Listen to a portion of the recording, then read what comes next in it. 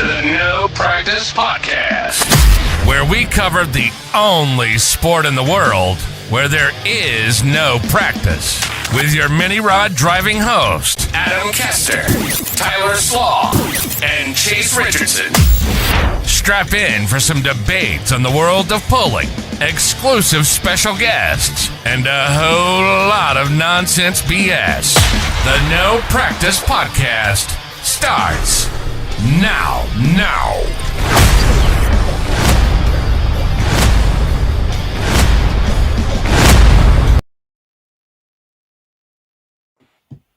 Ladies and gentlemen, welcome into episode 38 of the No Practice Podcast, joined by my hosts, Mr. Chase Richardson, Adam Kester, episode 38 with Wayne Perser. Gentlemen, how are we doing this evening? Doing great. Excited to have Wayne on. The weather's getting warmer. The sun's staying out later at night. Pulling season's around the corner. It's coming. Really glad to see Adam survive the storm chasing episode of 37 to no apparent damages and return back to the podcast, more importantly than the materialistic damages. So, Adam, how was the rest of the evening that 2-week eventful night ago? We got by. It was pretty hairy there for a little bit. We were down in the basement, and it's really quiet down there, so you really didn't get a real good idea for what was going on out there. But there was 3 tornadoes that night. We got the first round came through not too far from us, maybe 5 miles as the crow flies, as they say. And then a little bit later, probably another hour and a half later, another line of storms came through, and that one was actually pretty close to us too.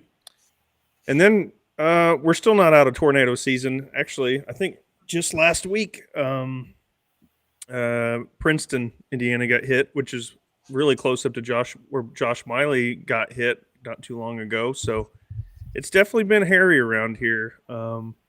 So just glad that we're all still staying in. Heard does your insurance agent watch the show? Yeah, no, I don't think so. So I was right in the midst of redoing some insurance stuff, and the guy went on spring break with his kids and family, and he got back. He's like, man, we're still at the underwriters. When he called me the night of that storm, he's like, the insurance won't go into effect till tomorrow. And I said, that's great. He said, if we get damaged, drive by 2 days later. And maybe we'll see if but I think maybe Dad was looking down at us here. We got by. Just a piece of metal got flown out into the driveway. That was about it. Other than that, all the buildings stayed intact. Scrap metal behind the buildings got kind of tossed around a little bit, but outside of that, we're still here. So very happy, and my insurance is good now. Very good. Very good. Anyone need an insurance referral, refer No Practice Podcast, Adam Kester. I'm sure you'll get the premium day late rate. That's right. Tyler, I was indulging in Snapchat. Not much of a Snapchatter, but I do look at occasion. Of and course. one day I looked that you were on the previously documented escapade of, 28 shots? Or do you just try to do it one more? 28 different bars where you'd have a drink? Please take me back to that. I'm sure it's not a blur you can't explain. In between our last show, we went on our annual trip to Anna Maria Island in Florida with our family, where we do a bar crawl, and we try to go to an additional bar every year. So years ago it was 25 different stops, and we're on pedal bikes, so it's very safe, and we have a drink at each one. And then we did 26, and then last year we did 27 different stops. And this past last week we were able to do 27 again, but we weren't able to push it to 28.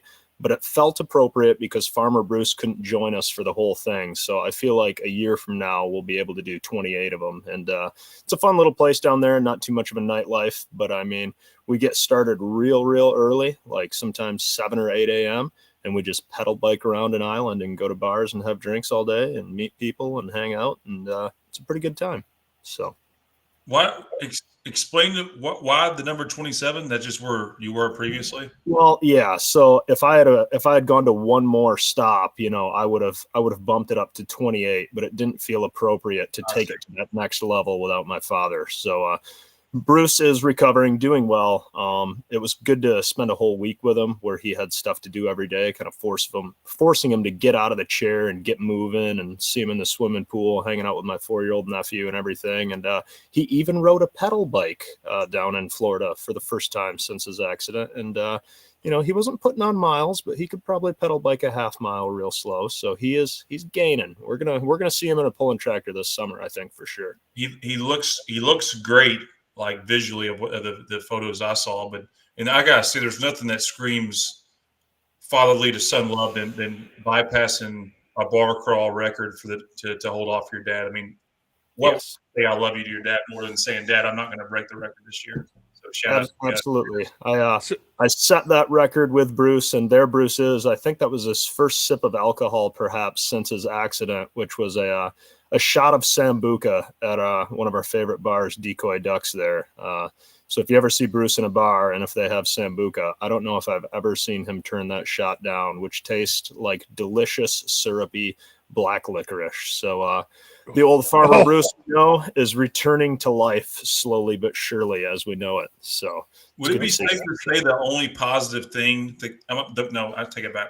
The positive thing that he's recovering from that wreck, but one of the positive things is that he's losing weight, which is always a great thing for a mini rod driver. Oh man, I've been trying to watch what I eat because I was a little too fat last pulling season, and I feel like my performance showed that. There was times I had to lower my hitch, which I absolutely hate doing. So I'm trying to lose some weight, but I can't lose as much weight as that guy lost because he shed some muscle and some fat. It's amazing what laying around for like 30, 40 some days will do to you. So, maybe I just need to go barrel roll a snowmobile and I'll drop like 40 pounds and I'll be able to compete this summer. I don't know. The jackass version of mini rod pulling. Yeah. Speaking of losing weight, I'm trying to knock some LBs before we get going on pulling season. So we all got methods. So Tyler, is the 28 bars easily attained, or you getting to where you're grasping for bars to stop at? Well, they did have a hurricane down there, so some of the bars, some of our favorite ones, are no longer open. And you slip in a couple repeats, if you go by a place before noon, if you swing back through there at 4:00, it's a different vibe. So it's almost like a completely different place. So we don't feel too guilty about slipping those in there. Always one drink though?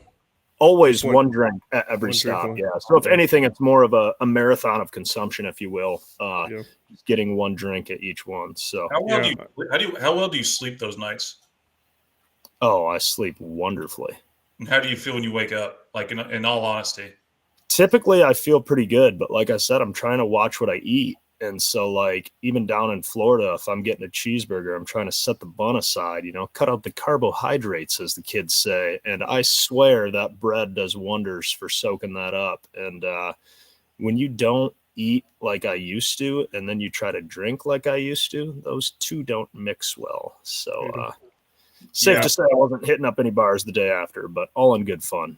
No, I went to Nashville for my cousin's 40th birthday here Saturday night and Sunday, and I think we went to, I don't know, 3 bars, maybe 2. It was nice. It was packed down there like always, but probably had about 30 drinks at one bar instead of going to like 30 different bars to have a drink. So there's some amazing stuff down there. I haven't been down there in a while. Like, it's really crazy. Seems like every country music star is buying a bar down there, but I was actually mind blown how big the Category 10 of Luke Combs' bar is massive. Oh, I didn't realize that was Luke Combs' bar. I saw your Snapchats of that as well, and it looked huge. It looked like just a big old dance hall. It was massive. They had like line dancing. I don't want to, not throwing any sponsorship ads out here for anything on anybody's places, but that was a pretty neat bar we went to. Of course, we hit up some of the old ones that play the good music and stuff like that, but it was a pretty good time, I have to admit. Oh, yeah. We see Brian Daly, who I believe formerly is Norm of the Simons, saying, gosh, you guys drink a lot. Norm, I want to hear what your record consumption is for a day, because I feel like it's got to be 40 plus. So I don't want to hear any judgment out of you. I hear he keeps Dirty Ernie's in business. Oh, yeah. No question. Yeah. No question. I saw there a second ago, someone commented tuning in from their JD 9620RX. Shout out to all the farmers getting out there planting their crops. I know that's a lot of our listeners. Our listening numbers need to probably spotlight this. We haven't talked about it, but this continues to grow every week. I think we're up to close to 750,000 listeners. Is that what that graphic said we put together the other day, guys? Or is it 500,000? I can't remember. No, it's 700,000. I thought 100,000 plus listeners since we started, which is amazing. I think in all of the last episode, the Ron DeBro, shout out to him. We're up like between 25 to 30,000 on all of our channels combined. So phenomenal. It's crazy how big this thing continues to grow. But we also know a lot of our listeners listen when they're going down the road. There's going to be a lot of farmers listening in their tractor. So shout out to everyone. Happy planting season. Hope everyone has a good, successful, safe planting season. The next weeks and months, hopefully weeks, but not months. So, Tyler, are you going to fill in for Farmer Bruce? Well, I think I might have to. He told me I might have to assist him in doing a little bit of farming, which I usually don't do, just because he is so full bore and, he doesn't come to work at all. And I try to just live at work because that's the most lucrative for me. But I won't be afraid to get in there and give him a hand if need be, for sure. So, I mean, he doesn't have a ton of acres. It's still enough to support our tractor pulling habit, but I'll help him if need be. Right on.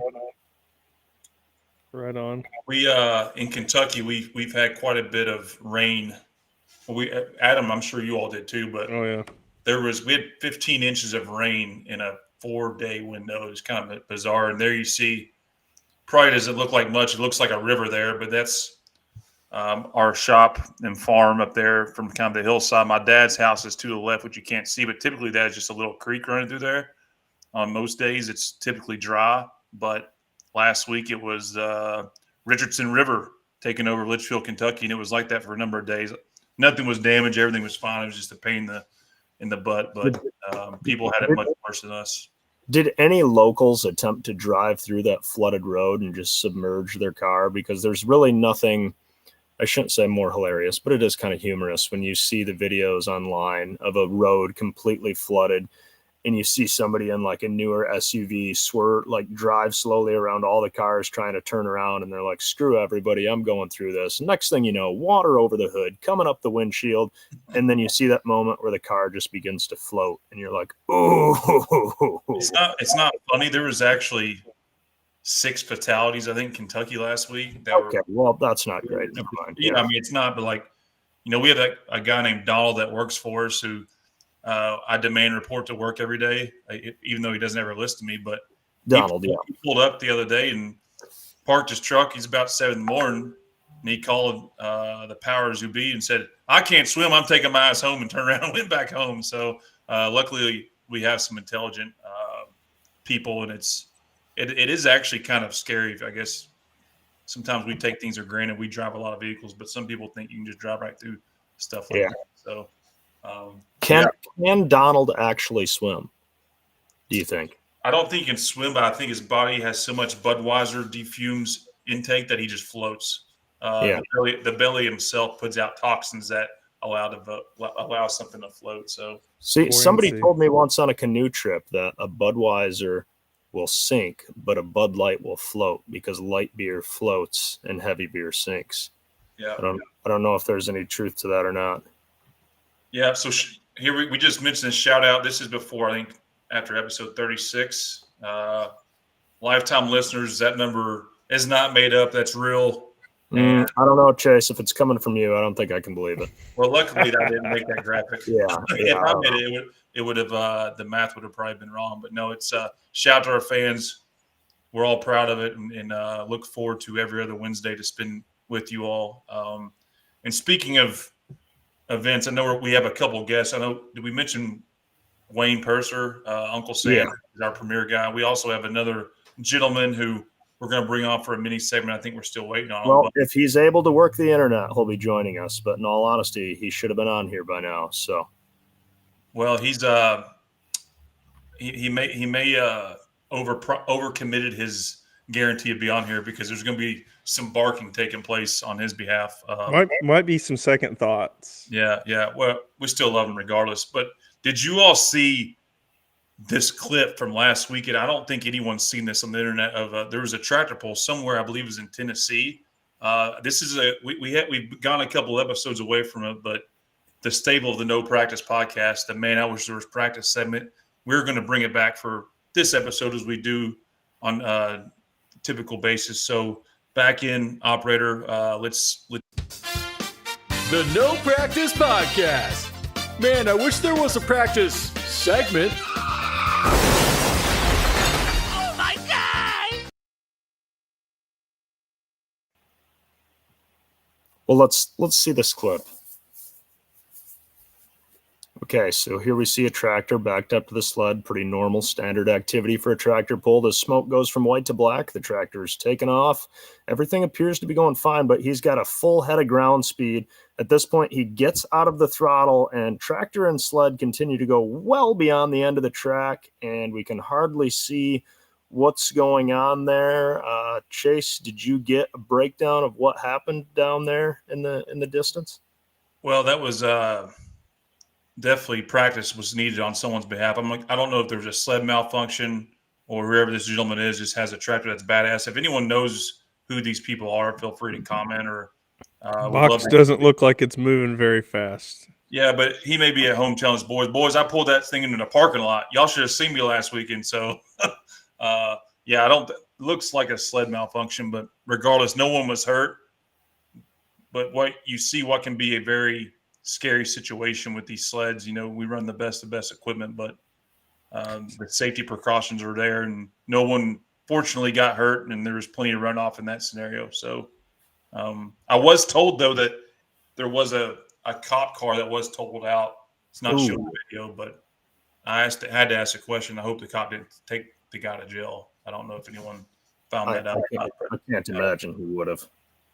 Yep. Yeah, definitely a unfortunate situation. Someone says it's Larry Dean's 4.1. Okay. So not familiar with who that is, but glad he was okay. And yeah, it's one of those things you normally see on the internet, but we didn't get it this go around. But you saw it here in the No Practice podcast. So moving ahead on some other topics that we can touch on, I think our surprise mini guest is backpedaling on us. Live breaking news. We'll reveal who he is if he doesn't show up. But the Farley 300 Raceway events coming. We're what, 2 months almost to the date away from it. June 12th to the 14th. The 6 classes, $50,000 to win each class. Record-breaking event. Really excited. We're all participating. The who's who of Poland's participating. 50 competitors. I believe there are some openings in that. I think there is 1 spot or 4 spots in the mini rod class. Is it 4 spots? Yeah, so I'm getting this data from RJ Simon, the promoter who we've had on. There's 4.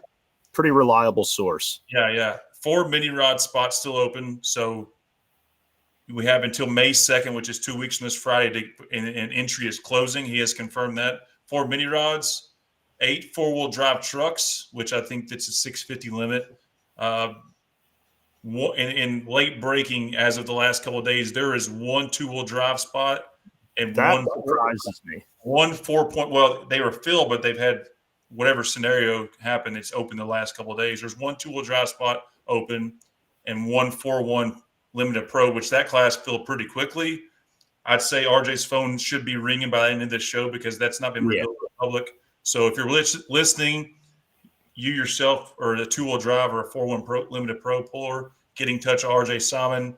It's first come, first serve. When you call him, tell him you want the No Practice Podcast special, which is a $3,000 entry in which Tyler, myself, and Adam will split $500. But if you don't want the No Practice Podcast special, I think you'll take $2,500 for it. So that's what I've heard. And fun little teaser in the mini rod class, because we got a little sneak peek at the lineup. And There is a certain driver in the mini rod class signed up to run 2 mini rods. And from what I know, this person has never owned or driven a mini rod ever before, but they are a rather prominent name in another big popular class. So that's something to look forward to for sure. But enough about that. Enough about Farley. One other thing to shout out to, our guy popped up here on us, but regarding the Farley 300 event, May 2nd entry closes the following week thereafter, and there'll be 6 different nights of this. This information will come.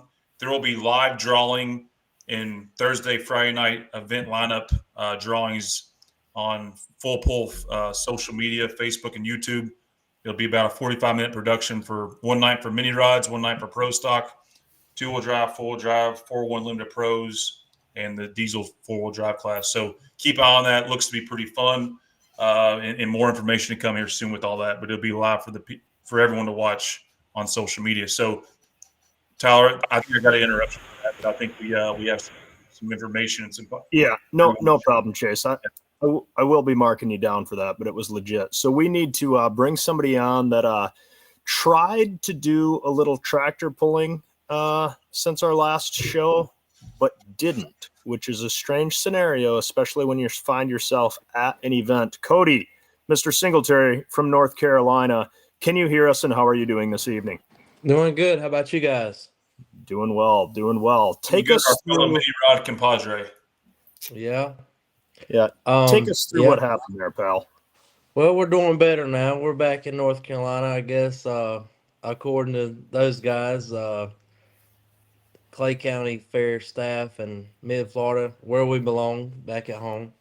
Oh, so, tell me more. Tell the story. Pretend I know nothing and tell the story. What event are we talking about? When did this take place? I don't know if you heard it, Cody. We've had 750,000 viewers, so people want to answer the questions. Those are Chase numbers. I don't know.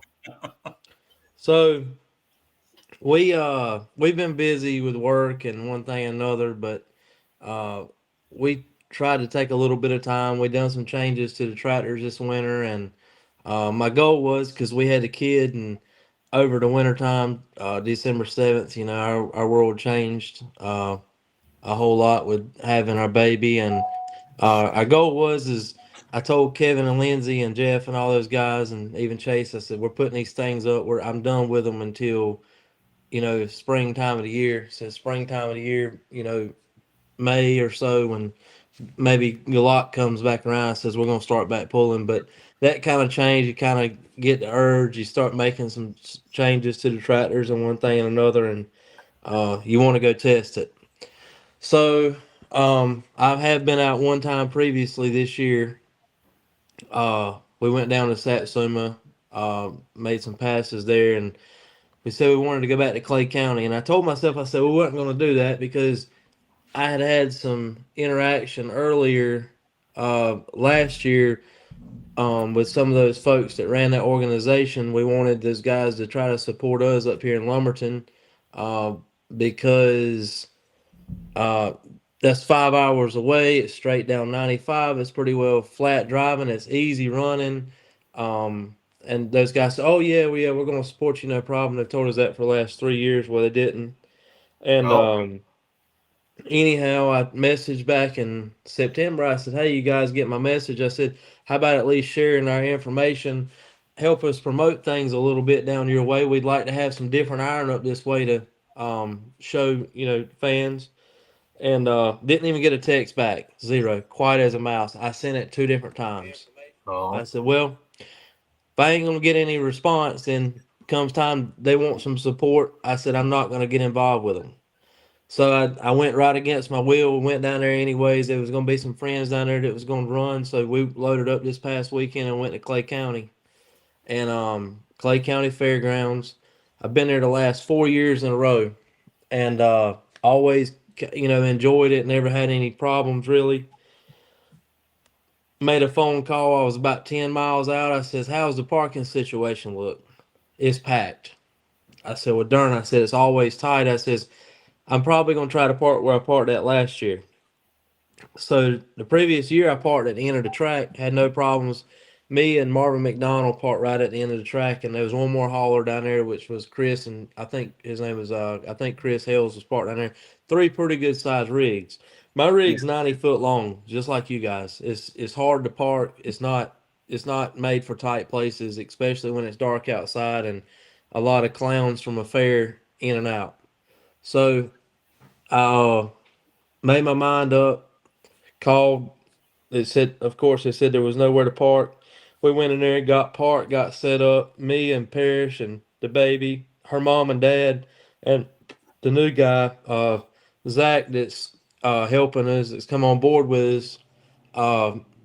We all got in there and got everything parked and got situated, got set up. And lo and behold, about 45 minutes later, after we had got set up, got the grill fired up, about into the third beer, here comes Karen walking around out there in circles. Now, was her name actually Karen, or is that just like a euphemism for a Karen? That's euphemism. Yeah. That's, Okay. that's, I mean, it was like no other. You could just, when someone's out there and she's not happy, you can just you see the steam rolling off of her head. Yeah, so That's kind of what you're just kind of settling in, probably cracking a brewski. What do we got on the grill? Set the scene for us here, Cody. What are we grilling? We were cooking some North Carolina sausage, fresh link. Much better than Michigan sausage or Kentucky sausage. It's the North Carolina kind, which I've heard are bigger and more plump. It is good. It's almost as good as boudin. Yeah. Sorry to interrupt you. Go on. Love the sausage. Yeah. Yeah. So things are good. Things are vibing, and here comes this person marching over, and you're like, uh-oh. Yeah, and it was one of those deals where she was like standoffish. She wasn't like coming up on you, but she was out there and she was talking on the phone, and she was kind of walking around in circles. I said, "Oh Lord!" I told Parrish's dad, Mark. I said, "Oh God!" I said, "We're fixing to have trouble right here. I could just feel it." Uh-oh. And I said, the lady come over there. She said, I says, "Everything all right?" She says, "No." She says, "You guys aren't supposed to park over here." And the mid-Florida crowd knows that. I said, "Oh, okay." I said, "I apologize." I said, "We didn't know we weren't supposed to park here. You know what's changed from last year to this year. We're not in no fire lane. We're not in no, fire vehicles can get in and out of here if something were to happen. There was nothing parked behind us. There was a little tent set up, and the bathroom trailer was at the front corner of the truck, but it was a good ways away." Yeah. Wasn't blocking any kind of access. Same exact scenario as last year. Of course. She says, I says, "Well, why, what's the problem?" She says, "You guys are going to have to move." I says, "Well," I says, it took us about 45 minutes to an hour to get this thing set up." I says, "Oh man, that's quite the grill." "Tomorrow morning," I said, "I'll be glad to move for you." She said, "No, you're going to have to move tonight." I said, "Ma'am, I'm telling you now, I'm not moving this rig tonight." Oh yeah. I says, "We're already set up." I said, I'll move it in the morning." She said, "No, you're going to move it tonight." I said, "But let me ask you, why have I got to move?" She said, "Because I said so." Ooh. I says, Real okay. tractor in here, it sounds like. I says, "There's nowhere else to park here." I says, "If you can go around there and show me somewhere I can park," I said, "I'll be glad to move." Okay. She says, I said, "I'll be glad to move in the morning," just like I said. In the morning. Yeah. Yep. She says, "All right. Well, since you don't want to move, I'll be back. No, we'll be back to see you." I didn't know what she meant by that. Next thing I knew, we looked up, and there was 6 to 8 head of cops pulled up there. I mean, it looked like I had somebody that had stole a Porsche, took off, hauled ass. Yeah. And Were they like state troopers, Barney Fives, paid mall cops? What, like real dudes? I'd say like mall cops kind of, but they were very nice. The police turned out to be very nice, like a very respectful. I have zero bad things to say about the police officers down there and the way they treated us. Yeah. But they sided with her, right? But they sided with her, right? Not really. Okay. Oh. Okay. But they did give us incentive, or did give us an insinuation that they were working for the fairgrounds, and she was in charge. Apparently, she is over the whole fairgrounds, and She's the queen of the fair. She Her apparently name's, her so. name's Karen? Well, I would say I would call her Karen. I don't know if her name's Karen or not. No, we might reach out to her for next show. Just trying to get the info. Yeah, right. That'd be good. Yeah. So, Yeah. anyways, the law come up there and they said, "Well, sir." And at the time that the law come up there, I was pretty well good with moving the next morning and hoping the storm would blow over. But when the 6 to 8 head of police pulled it there, instantly when they rolled up my scene, what happened? I had made my mind up right then. I was coming back home the next morning. Like I felt to the point that at that point she was trying to embarrass us or cut us down. You know what I'm saying? You ever felt that way before? What I sense here is a bit of the Billy Beers situation, where if you recall, he had a bit of a kerfuffle at an event, and he said, "If I got to fire that blinking truck up, it's going straight back to New York." And by golly, that's what Billy did. He fired that rig up, and he went, he left. And so is that what you did, Cody? Like you fired that puppy up in the morning and you turned tail and went home? Or the next morning, after the law was there, they hung out with us probably an hour and a half after Karen had disappeared. Did they eat some sausages? I'm missing a part of that. Sausage and drink beer with you? Yeah. No, he didn't drink no beer. I mean, he was pretty cool about hanging out. She did bring up the drinking the beer. You can't drink beer here and one thing or another. This is a dry county. I mean, she cut us down with that, packed all that up. Told her, this is a tractor pull, and I'm pretty sure that takes precedence over a dry county. Right. I think they teach that in tech schools these days. But anyway, sorry to pull a chase and interrupt you. Go on. So we had, a substantial amount of people hanging out over there at this point when all this was going on as well, when the cops pulled up. And anyhow, the law, they dissolved the party that was going on over there. And it wasn't really a party. It was, typical tractor pulling, hanging out, talking, catching up. Hadn't seen these folks all winter. And she said, one of the police officers says, "Well, hey guys, this was about probably, I would say 10:30, 11 o'clock. 10:30 a.m. PM. Oh, so it's early yet. Yeah, oh yeah. They said, "Hey, how about you guys go back to your trailers? This show's over." So there was nobody left but the immediate crowd there. Let me back up and say this here. Before they had to leave, finally the Mid-Florida representative, I'm not going to say his name, if he's listening or knows what's going on, he'll know who he is. He come over there, and I thought for sure, even though the little bit of negative conversations him and I had, he'd still say, "All right, guys, we'll work something out." He was just like, "Why did you park over here? I don't understand why you parked here," knowing damn well the year before he parked me there. I said, "Well," I says, this is not the way things are supposed to go down. This is the exact reason why I didn't want to come down here and support you to begin with, because I know there would be no support for us if anything like that happened." And anyways, he marched on off. He didn't care whether we were there or not, truthfully. So the party got shut down. I don't know, probably 11 o'clock. We were into bed. Everything was over with. And the next morning, I pointed her north, and I come home. So so thanks for the intel, Cody. You're my friend. You're a fellow competitor. There's three sides to your story, but we're here to hear your side. The more of the story in the Cliff Notes version: you went to the pull, you were getting ready to run your vehicle, weren't treated very hospitable, and drove 7 hours to go drink beer, grill, and go home. Situation, and it is the way I'm taking it. So was there any amends or anyone try to reach out to make things right, knowing you left and you drove all that way? There was some older folks that used to be involved with Mid-Florida that did. And, of course, all the pullers that were there, they were like, "Darn, I hate that happened," one thing or another. But the folks that were involved, not really. They didn't give a shit whether you were there or not. I mean, just telling you truthfully. And the thing that kind of, that got me more than anything is, by all means, I'm a grown man. I don't. My feelings don't get hurt. I mean, over something like that there. But the issue is 2 years in a row prior to this, I talked most of my home club UPOC into going down there and supporting them.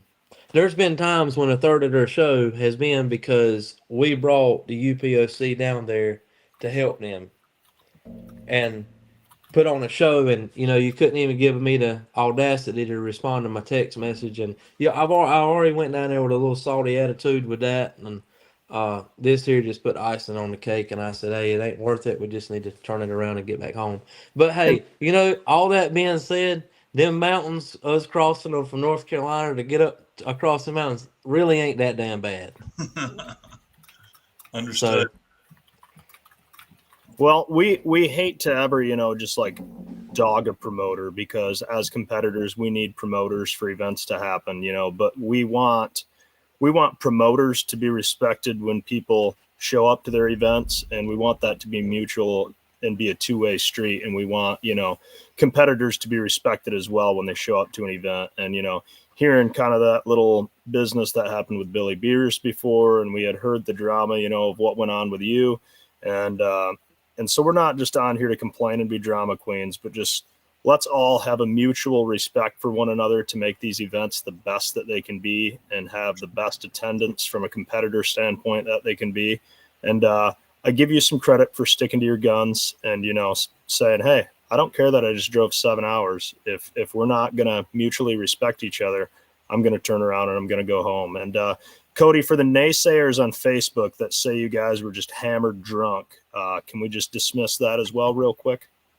absolutely. I think there might have been 2 or 3 beers drank out of me, and there was some fellow competitors and folks hanging around that had some beers, but nobody was belligerent drunk. I can. So here's what I would have said to the lady when she told Power. when she told me to leave. I wouldn't have done it like, ma'am, I've had a few drinks. I'm not going to get in that rig and move it. For one, who's to say you're not going to get the cops over here and have them give me a breathalyzer for getting in this vehicle? I brought that up to him. I brought that up. The That's a good exact point. same scenario. Yeah. Yep. So you fight fire with fire. I mean, my dad almost got hauled off at Fort Recovery one year because he drove a Gator to a gas station to get a guy a pack of cigarettes Ooh, that he didn't even know. move. And that ended up being pretty good ordeal there. But yeah, I think the fact of the matter is with the whole deal is, Why can't everyone just get along? That's why promoters need to be cordial with the pullers, and it's a two-way street. We're there to support them; they need to be there to support us, and that's that. Well, it had there been me or some of my team that would have been out of hand or outspoken or belligerent or drunk or any of that, I would be man enough to say, yeah, we were a little bit in the wrong. We should kind of we shouldn't have acted that way. We were out of line. I mean, I would definitely say that because as most people on here know that my crowd likes to have a good time. They don't go to really look any trouble, but Well- that's far. Well, on that topic of, having a few too many beers and, really mouthing off, we gotta put an end to that. We got to turn the tides now to something happy. Yeah, we gotta step back, Cody, a couple of years to, I believe it was Galat, when you had yourself a pretty good finish for the evening, and you were fluffing the wings a little bit there and feeling good about yourself. And it was well before this podcast ever started, and I feel like it was about 2 a.m. and it ironically was maybe 3 a.m. I don't know. It was literally me, Chase, and Adam standing there talking to you. I think this is how full pull bets started. Yeah, Maybe Jeff Hurt was there too. Yeah, Jeff was there. There was a couple. Changed forever. Cody, we're great friends since then, but to set the table, we didn't really know you that well at this time either. no. Hey, Which makes it bitter. Go ahead, that was one of them things. Like I said, hey, Cody, give me an interruption. Tyler's got to tell the story, then we'll fire back. We're gonna have mark his ass, Tyler. Yeah. You can't tell me to tell the story and market. I can't do both at once. For the audio-only listeners, we keep a tally of how many times Chase interrupts, and he's earned himself a few already this There's show. already been about 5, but whatever. Yeah, I'm slacking on the counting. Cody got himself a pretty good finish, and I forget exactly what he even said to Adam and to me about something about whooping our ass and taking a licking tonight or something, some sort of North Carolina twang to the conversation. And Chase stepped in. Chase was the one that shut it down, and he said, Cody, you're always talking you don't want to drive to pulls for big money. He said, I'll bet you $15,000 if you run the whole PPL points that Tyler will end up beating you. And I'm like, holy crap. And Cody's like, well, yeah. I don't know about Tyler. I don't know if I want to do that, but I could beat Adam and his motors at any pull. And Chase stepped right up again. He said, Cody, you pick any one of Adam's 3 tractors and any pull in the state of Ohio. I don't care what organization's putting it on. And I'll bet you $20,000 one of your picks of Adam's 3 will beat you. And it was just a hilarious, and correct me if I'm wrong, Cody. It was just it was a fun moment. Hey, that was a hell of a get to know everybody, wasn't it? I think we need more. Cody come in new. He has good stuff, and Cody runs good. He can beat anybody. But I have to give him props. I think I got 2 in the top 5 the next night, so I wasn't too worried about it. Yeah, he did, and I had a hell ride. I mean, it just all went south. I mean, I think we finished maybe 15th, and we went from 3rd or 4th the night before to 15th. Just had a hell of a ride. I let my mouth override my ass. Hey, I'm one that can admit. I got to continue the story on because obviously that was one time everyone's like, did y'all hear about that Cody guy? Of course, we're all friends now. But so we leave there, and our good buddy Adam Bauer, who wasn't, I think that was a PPL event that night in Benson. I think so, yeah. We enlightened him. You get enough drinks in him, and it's as much entertainment as anything. And it became a ritual every night we were together somewhere. About 2 or 3 a.m., Adam Bauer would call Cody, not knowing him from a can of paint, saying, hey, bitch, I'm in Full Recovery, Ohio. $50,000, you ask for beer. Cody, how many phone calls do you think you got later, in between the hours of midnight and 6 a.m. because of that one night of conversation? Well, between you and Grace Grace got what she was calling quite a bit there at one time. Some context, Grace is my God, every time I turn around, she was calling about something, and then I wouldn't answer her call, and she'd call up somebody else's phone. For context, Grace is Adam Bauer's girlfriend because he don't know how to work a phone, so she was calling his behalf every time. Yeah, it was a good time. In hindsight, I'm glad you said what you said. I feel like it brought us all closer together, and it allowed us many, many opportunities to speak to you late at night, and it was a ton of fun. So, hey, if you can't have fun and bullshit about it, was maybe some tempers flared at the time, but it was all good. I think the world of all you guys. I mean, last year I had as much fun as I could ask for, and running the Grand National Circuit, and I wish we could do it again. And we're going to hit most of them. We're just not going to chase points this year. So that's what it's all about, is getting to know people. And that brings me to my point with the tractor pulling deal. This past weekend, there's no money involved in this for a puller. We went down there to have a good time and to socialize. There could be, Cody, if you would have ran Adam and Chase and taken them up on the bet. But anyway. Yeah. Hey, I tell you, though, Saturday night might have not turned out good for me, but it turned out for me as a run that Saturday night in Benson, but it turned out pretty good because I got one of your $100 bills. Oh, remember that? Oh yeah, that was about a Noonan being in the top 3, but then there was one mini rod that had Noonan cylinder heads, so that was a bit of a wishy-washy deal. I don't know. Yeah. Good times. I still got that Benji stacked away with your name on it. I sent you a picture of it not long ago. It's a keeper for sure. Yeah. Well, Cody, thanks for coming on. I'm sorry to interrupt you there. What you were saying, it's all about the people, and I couldn't agree more. I think we all agree. If it wasn't for the people, the camaraderie, the friendships that we make along the way, none of this money and time investment would be worth it. So That's right. We hate to hear that you weren't treated with respect, but hopefully this is not just a complaint corner, but just an understanding. Like, hey, let's all be kind to one another, even if we want somebody to move. Let's understand. Maybe they just drove 7 hours and spent 45 minutes setting up a grill. So let's let them be. So Cody, with that thanks being for said, coming on, sir, brother. we'll Thank see you, you in guys. Farley. Love you, Have a brother. good night. See you. Bye. See you, See ya. Frank. Nice looking Yeah, kitchen. I faintly remember a time there we pulled up at a certain pool at a certain place, and we actually got Chase's spot because where they wanted to park at was on the other side of their spot, kind of not in the preferred parking or whatever they call it.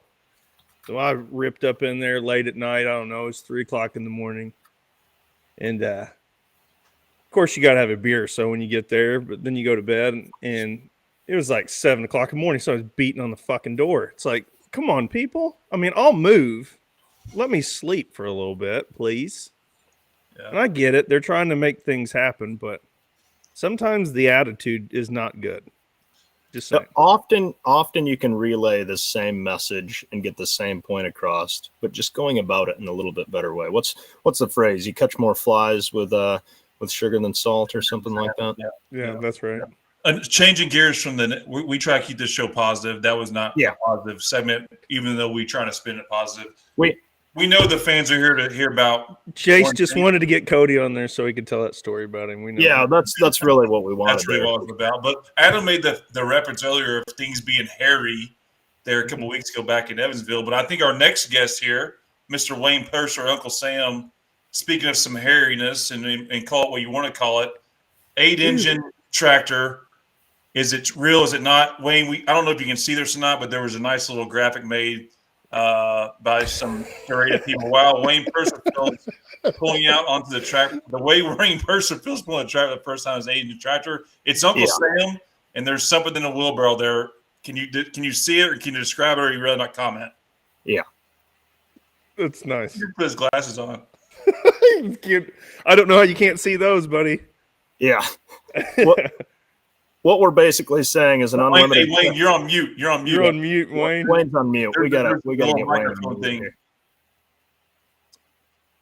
So what, for our audio only listeners, we're looking at a picture of perhaps some big beach balls in a wheelbarrow connected to a gentleman with an Uncle Sam face and hat. And audio. You hear us, Wayne? Or yeah, I think Wayne can hear us, but we can't hear him. So Wayne, do you have a tech individual nearby to give you some assistance? Ask one of them, Brad Anderson, sitting over there, if they know what the hell they're doing, and they can help you out. We'll just keep this background up here the whole show, and then you can just talk and nobody can hear you. If you, we see a very chipper Wayne here. Yeah. Wayne, fear not. We have a backstage producer that's going to give you a phone call and walk you through any assistance that's needed. So, Chase, if you can just go ahead and send our backstage person, Mr. Wayne's number there. And we see Wayne with a beautiful looking shop there. With we have to reenact his a multitude of engines. The intro in the wheelbarrow. Hang on. Damn, I got an engine shop around here. I don't know if I got that many engines in a that area. that is a house of horsepower right there, no question. So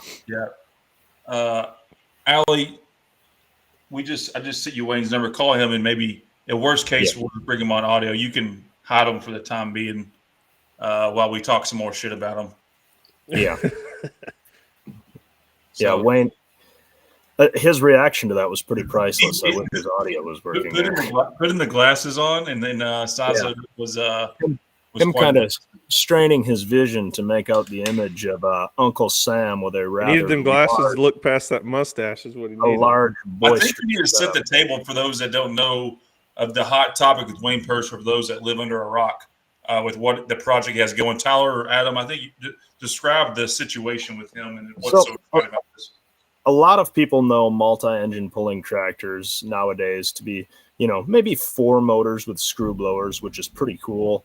Maybe even 5 engines with 1471 blowers like we see on the cross-threaded tractor. And, even a 6-engine tractor, which honestly are less and less common these days. And what Wayne has is an unlimited tractor with 8 engines on it, which is just unprecedented amount of horsepower. I mean, modestly at 2,500 horse apiece, which I feel like we're all very comfortable with, that is 20,000 horsepower that you're holding in your hand. And I know there's been a lot of lengthy discussion, does a top fuel dragster have more power than an unlimited mod? This shuts that discussion down. Well, they have right now, right? They say that drag racing's the fastest motorsport in the world. Fastest, perhaps, but not most powerful. In one vehicle. Powerful, yeah. Imagine, like, when you're driving a badass sports car that's maybe got, like, 500-600 horse, you're like, wow. In today's terms, Tyler, 300 horsepower is decent in a car. Yeah, but imagine in your right hand holding the reins to 20,000 horsepower. I'm not convinced it's real. I mean, the guy's a successful guy. He's smart. That looks pretty Photoshopped to me. So that's what I'm really interested in. I don't think.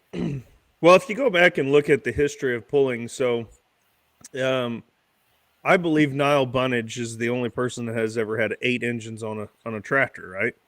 But they were injected. They were not blown, supercharged engines. In the late 80s, Boehner Brothers and Engler were going back and forth with the 7-engine tractors. They had a multitude, but there was also the weight classes allowed you where you could get that weight on there, right? And what was the weight class back then? Was it 12,000? 12,000, I think, if I was to think right. So, you got like a guy like Engler. I think he ran that one year. There was 4 weight classes, and he won every weight class championship that year, taking motors and putting them on and taking them off or whatever for whatever. Boehner Brothers, they obviously were doing the same thing. Had one of the wildest looking tractors where there was actually engine sitting where normally the driver sits, right? In between the fenders. He actually sat in front of the engine, in between 2 and with 4 in front of him. So,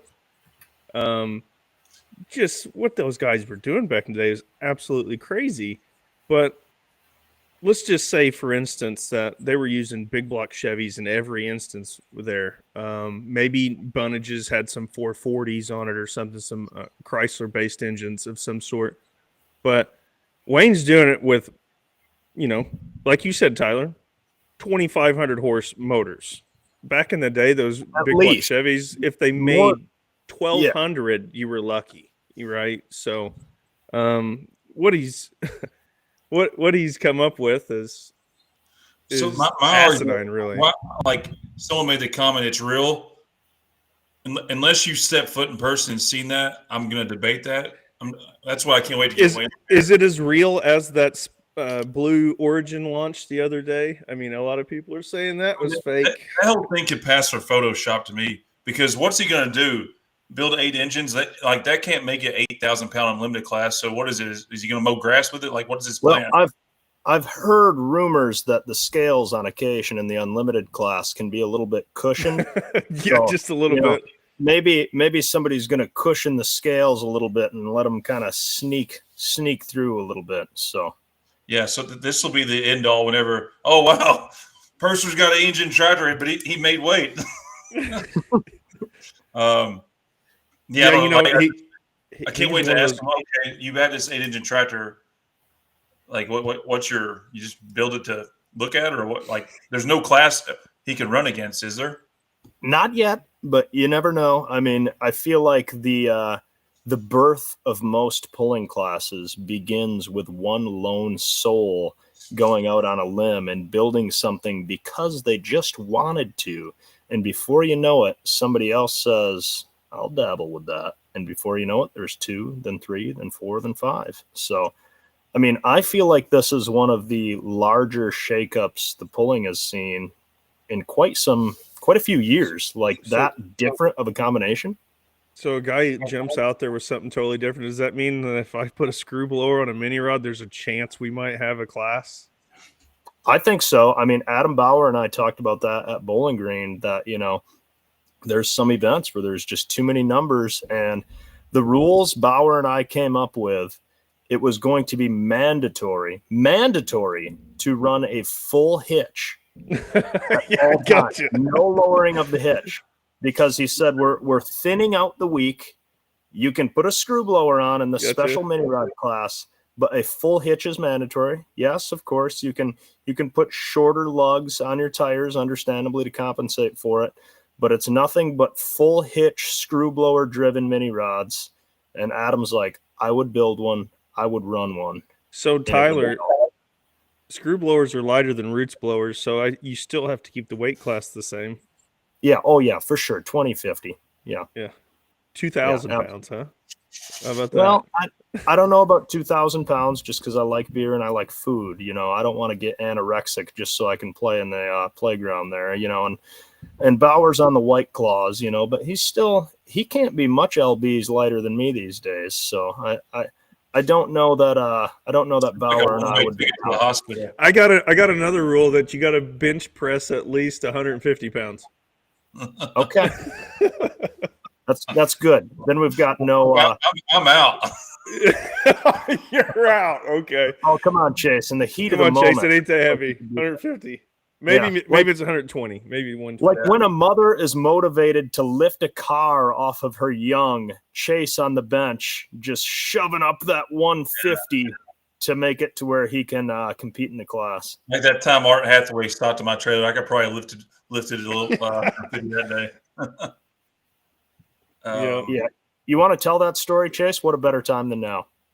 I don't want to get into all that. It doesn't matter right now. Okay. I thought that's what you were hinting at there. We're still working on Wayne. Can he access his phone? Now you got to take for granted, and we'll hopefully we get into this with him. This man manufactures some of the nicest trailers on the planet. He does, and he has been very good with everything he touches. Who's this? Wayne, can you hear us? Talk into your phone. Wayne, answer. I'm calling you. We're going to do the audio like this. Answer it.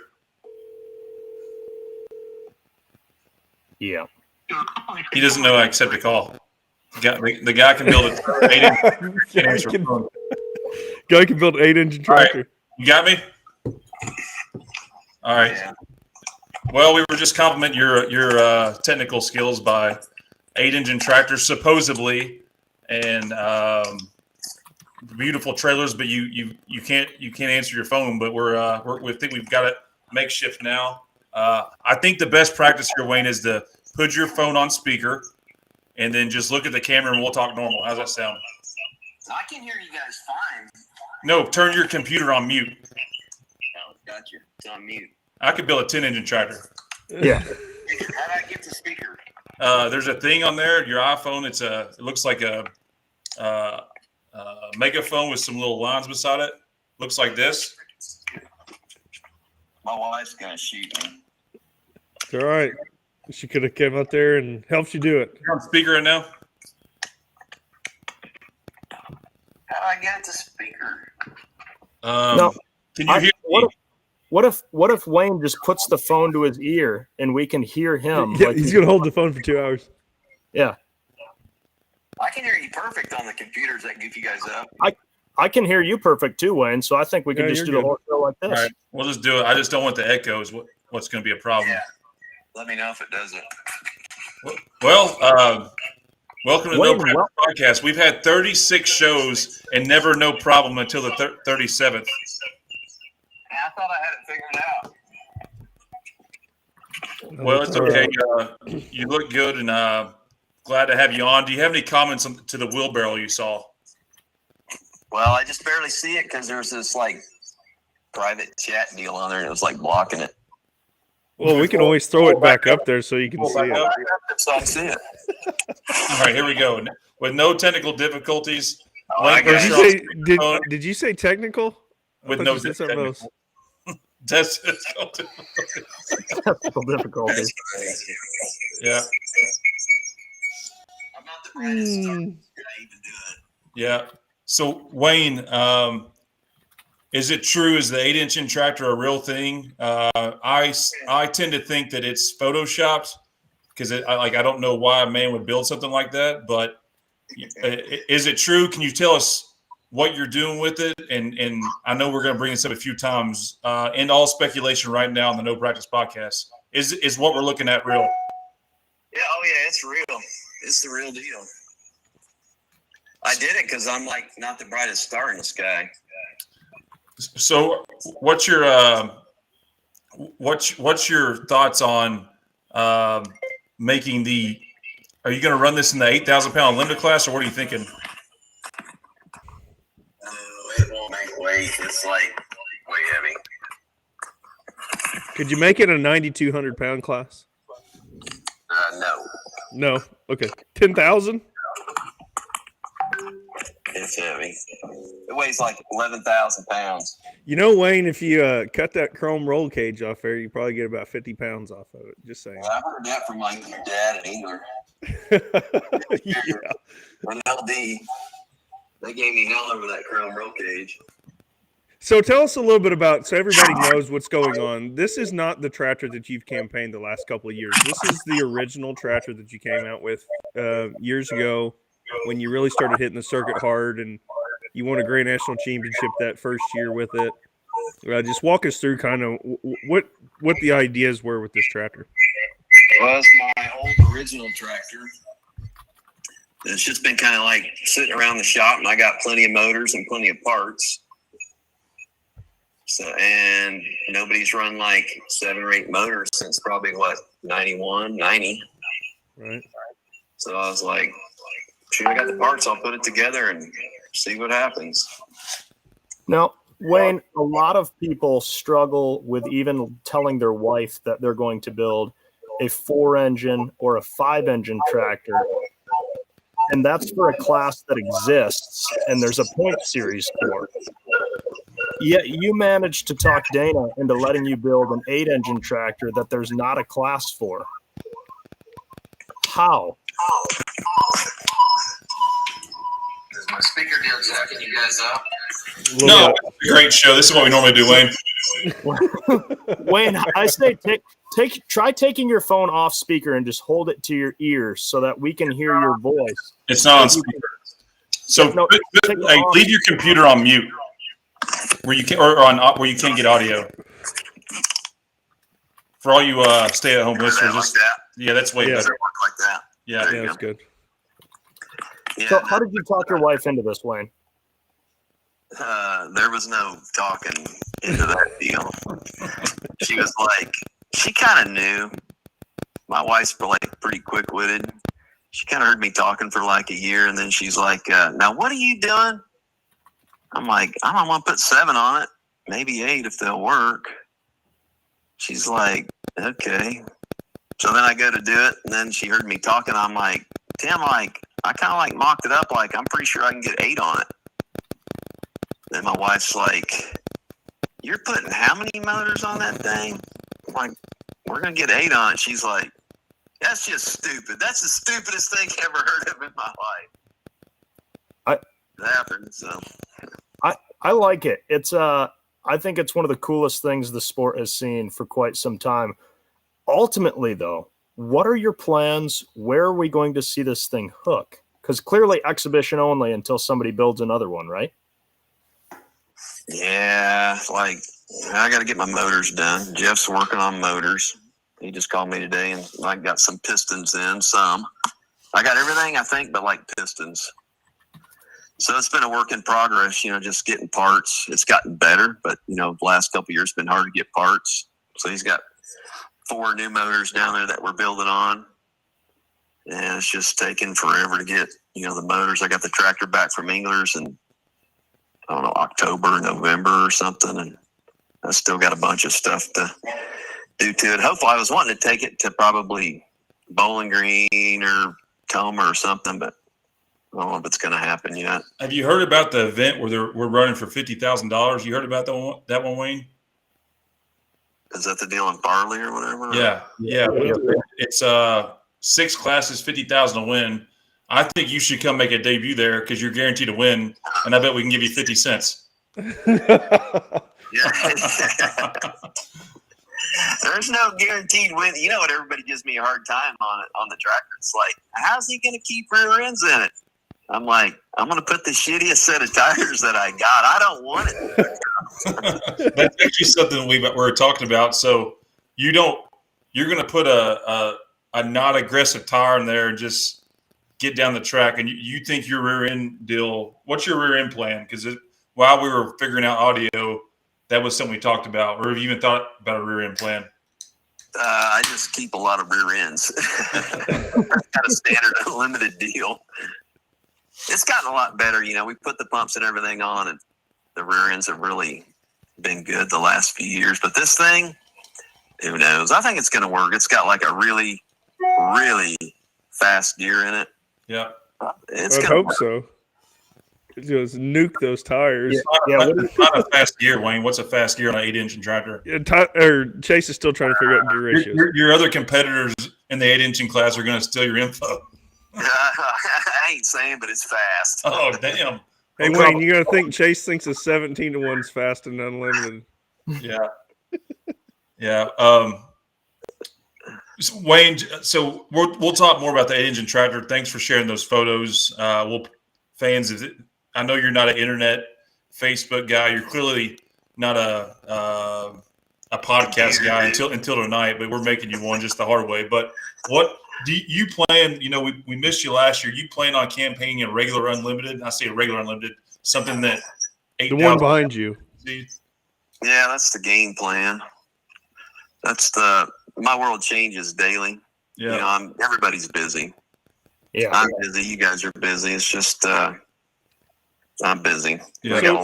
So take us back, because we always kind of maybe jump to like where things are happening now and what's going on, but like take us back to how all this kind of started, where you come from, what you do, how you came around the sport, and what year it all kind of started in. When I find the bastard that got me into tractor pulling, I'm gonna hit him right in the mouth. Well said. So when I was a kid, I grew up next door to Kenneth Ewan, and he had, the Black Gold in Oklahoma. Right. And like the Orange Blossom Special, those guys were they were literally across the pasture. So they were over there, all the time in the spring and the summer and the winter, because they did, a lot of winter events back then, the SRO stuff. So we'd be out team roping and calf roping, and they'd be out pulling the sled, like literally across the pasture. Man, where did you dig that up? Holy smokes. We were playing on a great show tonight, Wayne. Yeah, we got some stuff digged up on you. We got all kinds of good stuff for you. So is that the first pulling vehicle you campaign? Yeah, I got that from Kenneth in 90. I probably got it like mid 96, started pulling in 97 with that. Yeah. Those square body Chevys, dude, that thing hits really hard today. I mean, that's a good looking one. Oh, yeah, you ain't kidding.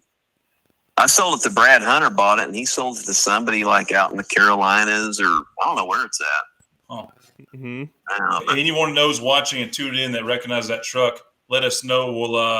We'll probably auction it off for Wayne on here, because I'm sure he'd like to have it back. So no, I don't need it. I got enough junk laying around. Yeah. Oh, there's another old one. Dang, I ain't seen one. That's Jeff in the seat of that. That's what that is. Take us through the lineage. So you start out full dry pull, and then take us through all the as much as you can remember how you got to a point with an 8-engine tractor that's has been the topic of the show.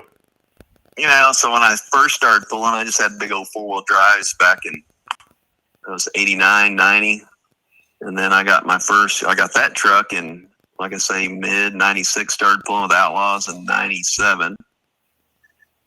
And then I got 2-wheel drive in 99 or 2000. We're being told this photo right here was from 99, so I think you're on par with it. Was it? Yeah. You also caught fire in a 2-wheel drive, did you not?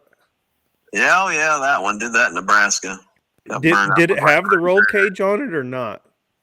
I think I cut the roll cage off so I could get it in the trailer. Mm-hmm. Yeah.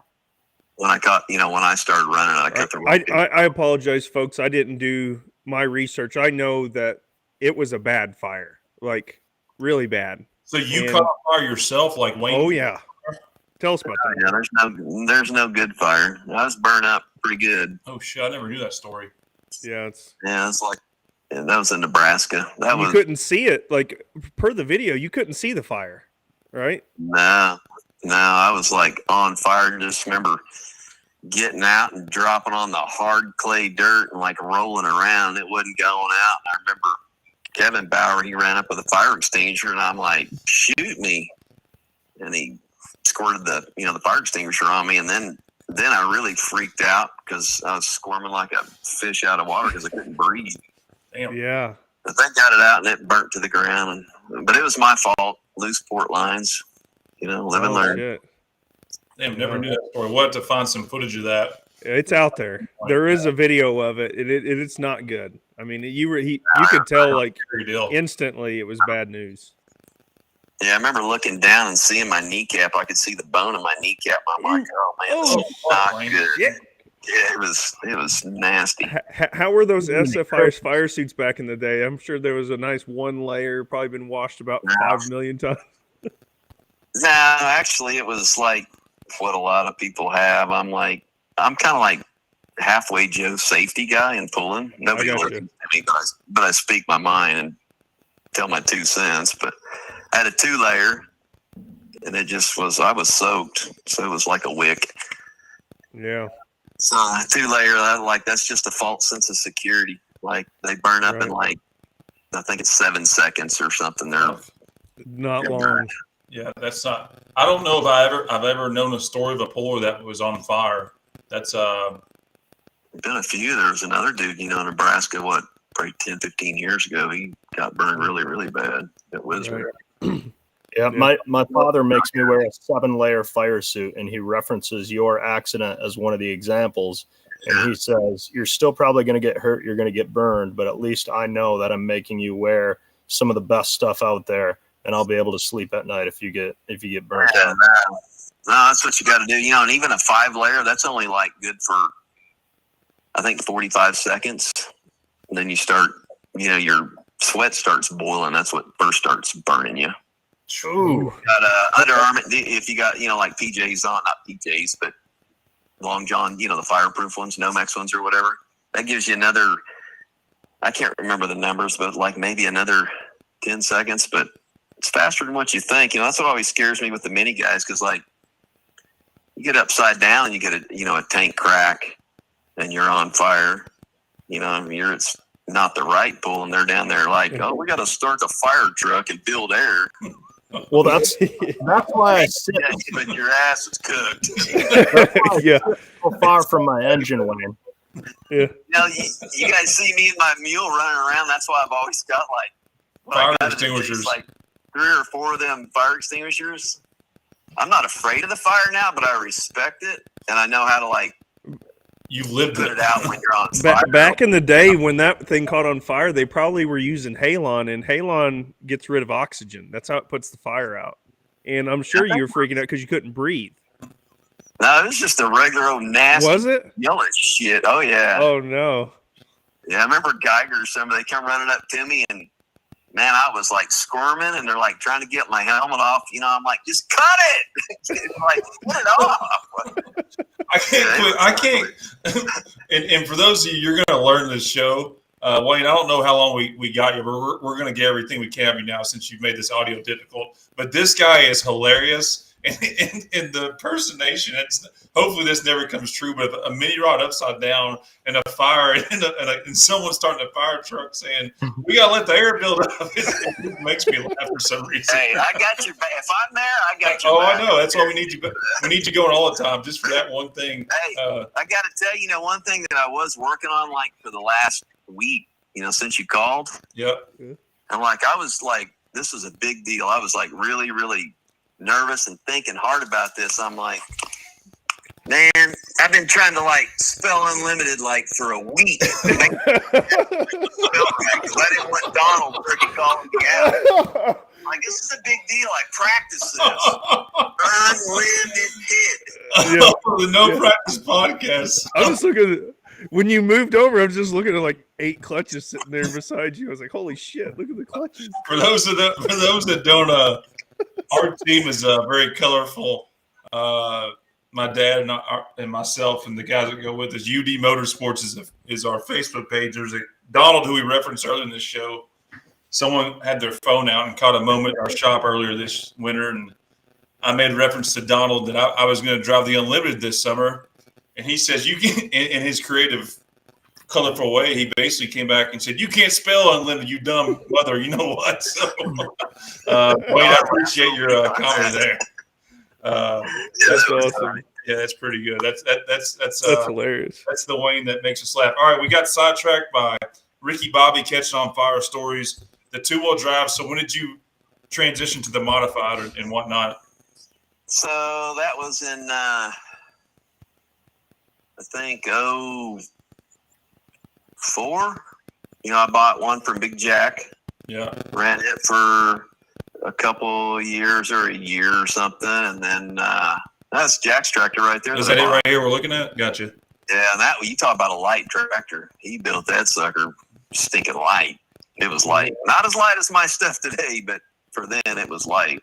And that was in the Outlaw modified class, right? That like the same currently exists now. Yeah. That boy didn't have no money then. I had 2 different injectors on it. Looked like Looks like you got a throttle cable hanging on the ground there, or at least a fuel shaft cable, maybe. Yeah, those aren't important. Yeah. So you how long did you run the 2-engine before? I think the first time I remember seeing you was probably like 06 when you were running Grand National. Probably give or take around there. I ran that in Outlaws for 2 or 3 years. Probably 3. I don't remember. And then I built the new one. Well, I built the new one in 06, and I ran it in the Outlaws for a year. So I had that probably in 03 and 4. Then I built a new tractor in 05. That's that old tractor. And then where are you running there? I never knew you ran 3 engines. What organization level is that, you think? That was Outlaw. That was 3 on it, but only 2 was running. Front one was weight. Are you serious? It's backup. Yeah, it was backup. If I heard something, I just fire that one up. Hang on a second. So you had a 3-engine tractor to run a 2-engine class, and you carried one as a spare on there? Yeah. That's pretty cool to me. You talk about Joe Stocks do that with their 4-engine. They only run 3. Actually, there's like no blower or anything on any of the other ones. Yeah. Huh. No, I didn't go quite as far as Bob does. Like, yeah, I'd bet not. It was a complete motor. Yeah. So we're carrying on here. We're going through the timeline. So we're looking. This is Outlaw tractor here with the spare out front, and then you made the jump to NTBA from here. Yep, 06. Yep. Yeah, I don't know when that was, but that was. That's a little bit later because you did run the big aluminum injector hat set. Yeah, I did have them on there. You're right at first. Yeah, that's 09. Our backstage is telling us that's an 09. Yeah. So those injectors, like, man, I don't care what anybody says, they still work today. They're weird. The way that Bunnage has got carbon fiber ones now. Yeah. Go back to the last picture backstage, please. That way we know where we can reference. I know what Wayne's talking about. Wayne, explain to us those vertical injector hats, like when you first started running them, why you ran them on your 4-engine tractor for so long. Like, I feel like you were the person campaigning those injector hats. So tell us where they came from and how you ended up with them. So Jeff Fagel, my motor builder, he built them, and he just had a brainstorm, and because he's a smart guy. And he built them so there's runners in there, and those runners are like ever decreasing. So they get smaller, so they speed the air up, they cool it off. When they first built them and they put them on Billy's dyno, my original motor builder, Dennis Peranio, which chasing them though, he's like, that guy was the man. He was really, really smart. They put it on the dyno. They put Brian Nelson's motor on Billy's dyno, and they ran it, and boom. They had a gallon of fuel, Well, it made 400 more horsepower just putting that injector on there. And all the numbers, it made like 4 or 5 more pounds of boost, 100 horsepower, and a gallon of fuel. Those numbers are all like relevant numbers. Wow. Come on. And what works with the horsepower. So, I mean, today the injectors and the blowers and everything are better, but for just an injector to bolt onto a blower, like, it made and it cooled the temperature down like, I don't remember. Like, it was quite a bit, the intake air. Yeah. And they, like, compared to older style injectors, those things really work good because they loaded a lot of air to the back and the middle of the blower. So the blower's not like cavitating looking for air. This thing's like cramming air in the right spots. Down right in its throat. Yeah, so like I think that was partially what. And knowing what you know now, that like Bunnage has those same hats but carbon fiber, like what it would have been like back in the day to have all the extra weight, because they were very heavy, weren't they? Yeah, they're heavy. Yeah, I've been working on my dyno here at the house, so I'm gonna get one and put it back on the dyno just to see if it even makes a difference today. But they did make a difference then. It's just, the weight. I had to take all that stuff off. I'm pretty sure that first year you came out with that 4-engine tractor, you dog walked everybody the entire year. I mean, the tractor was basically unbeatable. That was in 06? Yeah, 06 and 07, like, I flung a clutch off in Toma in 07, or I could have had 2 of them there back to back. But, that's pulling. Stuff happens. Yeah, I remember you showing up at Toma because that was right in the heart of my dad's, multi-engine days. And everybody was like, what the hell's this guy doing? And they're like, yeah, I guess he used to run Outlaw. And then you rolled that baby out of the trailer. And I remember walking over there being like, shit, this is a pretty nice piece we got here, boys. And today it was nice because it was like one of the first deals to have all Brad stuff. I had the latest and greatest blowers. Yep. I had a set of Puller 2000 tires, and nobody was running them. I mean, the original 2000s, like, and they were money making tires. It just worked, Then everybody caught up about a year or 2 later. Everybody got better. It was a bad unit. It ran good. When did you? So you had the 4-engine combination. We had a video clip. I don't know how it's going to look on our social that I love to show, because this was the 4-engine backstage, the one at the farm show that he showed. It's pretty freaking badass. Yeah. You're going to, but Wayne, you think through what we're looking at here, probably. So that was probably the first pass, and the sled was light. Like he does every year. He set it for the finals the year before. Ooh. Yeah. God. That looks like a guy with a wheelbarrow. Yeah. I was bound and determined, like, I'm going to the frickin' sand. I'd say so. It gets to vibrating, and my visor was fogged just a smidgen, but it was more vibrating than anything, and I just didn't get out of it fast enough. And man, I was apologizing to Whit. I'm like, dude, I'm freaking sorry. He's like, no problem. I talked to the big man in the corner. Beer sales are up. It's all good. Man, I hope you had some. I hope you had some sunscreen on for as hard as you took that thing to the beach, because I mean we've all seen videos of the pro stocks putting her in the beach, but you had to be wiping dirt off of your back 2 motors, and your front 2 motors were almost out of the sand because you didn't go on it or over it. You went through the sand pile with that thing. You know what's funny about that deal? I think I got some pictures from the other side of it, and if you looked at it from the other side, all 4 engines were in the sand. I mean, it was just buried in there. I mean, I got lucky, man. So we backed it up, and then that was really that whole weekend was it was a cool weekend, but it was crazy. So we back it up, and I look down the headers, and the headers are just full to the top with sand. I'm like, oh man, I'm done. Pop the headers off, and dude, it's a miracle. No sand didn't get sucked up by the valves into the chamber. Oh, crazy! We yanked all the headers off. Couldn't get the blower belts off, so we started cutting blower belts off, put new blower belts on it, got her fired back up, and come back and made another pass after that. And I don't know if it was that night or Saturday night. Then we did it like another couple of times. That's when they had the meeting down on the floor. Billy Joe, he comes walking up to me while I'm sitting in the hole. He's like, Perser, what's going on? I'm like, I don't know, Billy Joe. Like, they're wanting to run again, and I'm out of fuel because I already put it in the sand like twice that night. Yeah. Oh, yeah. That's when Engler was down there. Billy Joe went down there, and like I wasn't going down there. Vaughn, they were all arguing, and like no arguments ever. Oh, those guys. Oh shit, Wayne! The climax story. You cut out. Say it again, Wayne.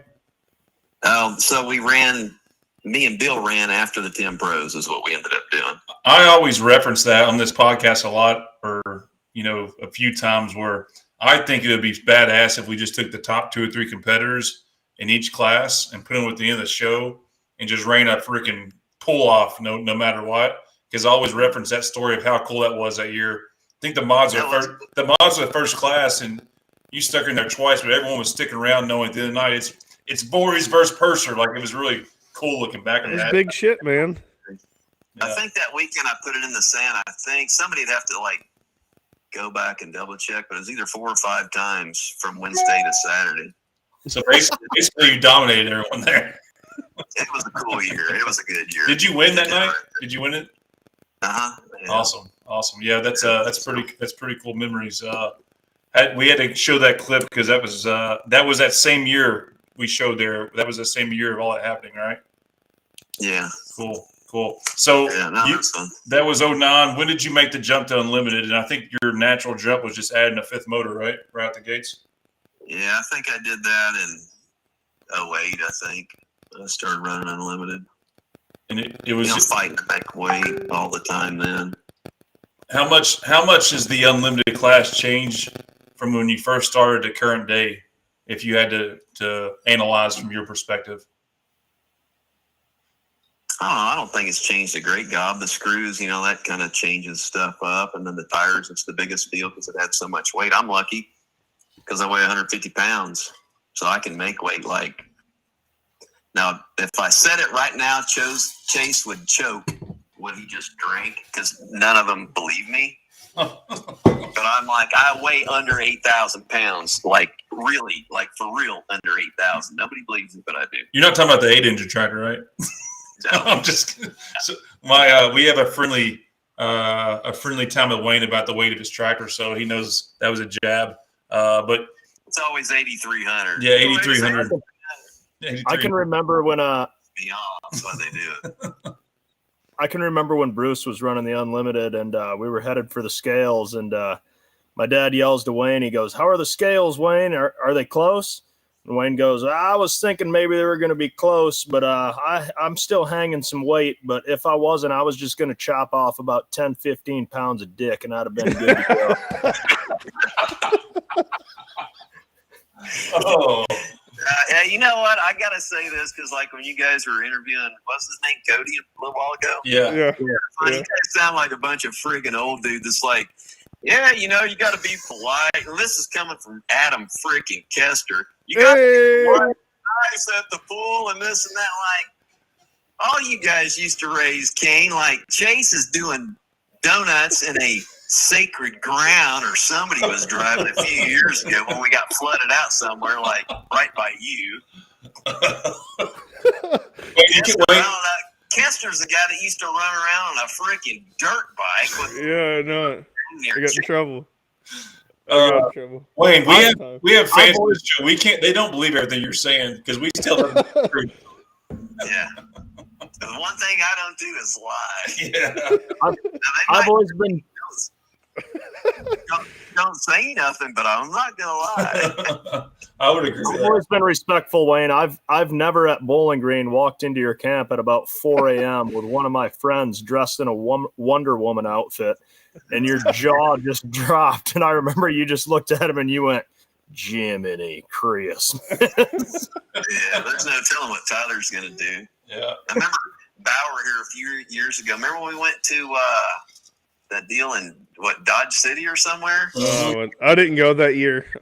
Yeah. I did not go that year. Like the Marble Fest, on the track. Bauer walks by. He texts me at like, I don't know, it was like 7 or 8 o'clock in the morning. He goes, "Hey, your effing tire's flat out," because I left my tractor outside. I'm like, I wake up, a little while later. I'm like, 7 o'clock in the morning. I'm like, Adam Bauer's not up at 7 o'clock. And I'm like, that sucker just bed. Yeah. Like, gee, money, Christmas, crazy. Yeah. I'm glad you never done nothing like that, Wayne.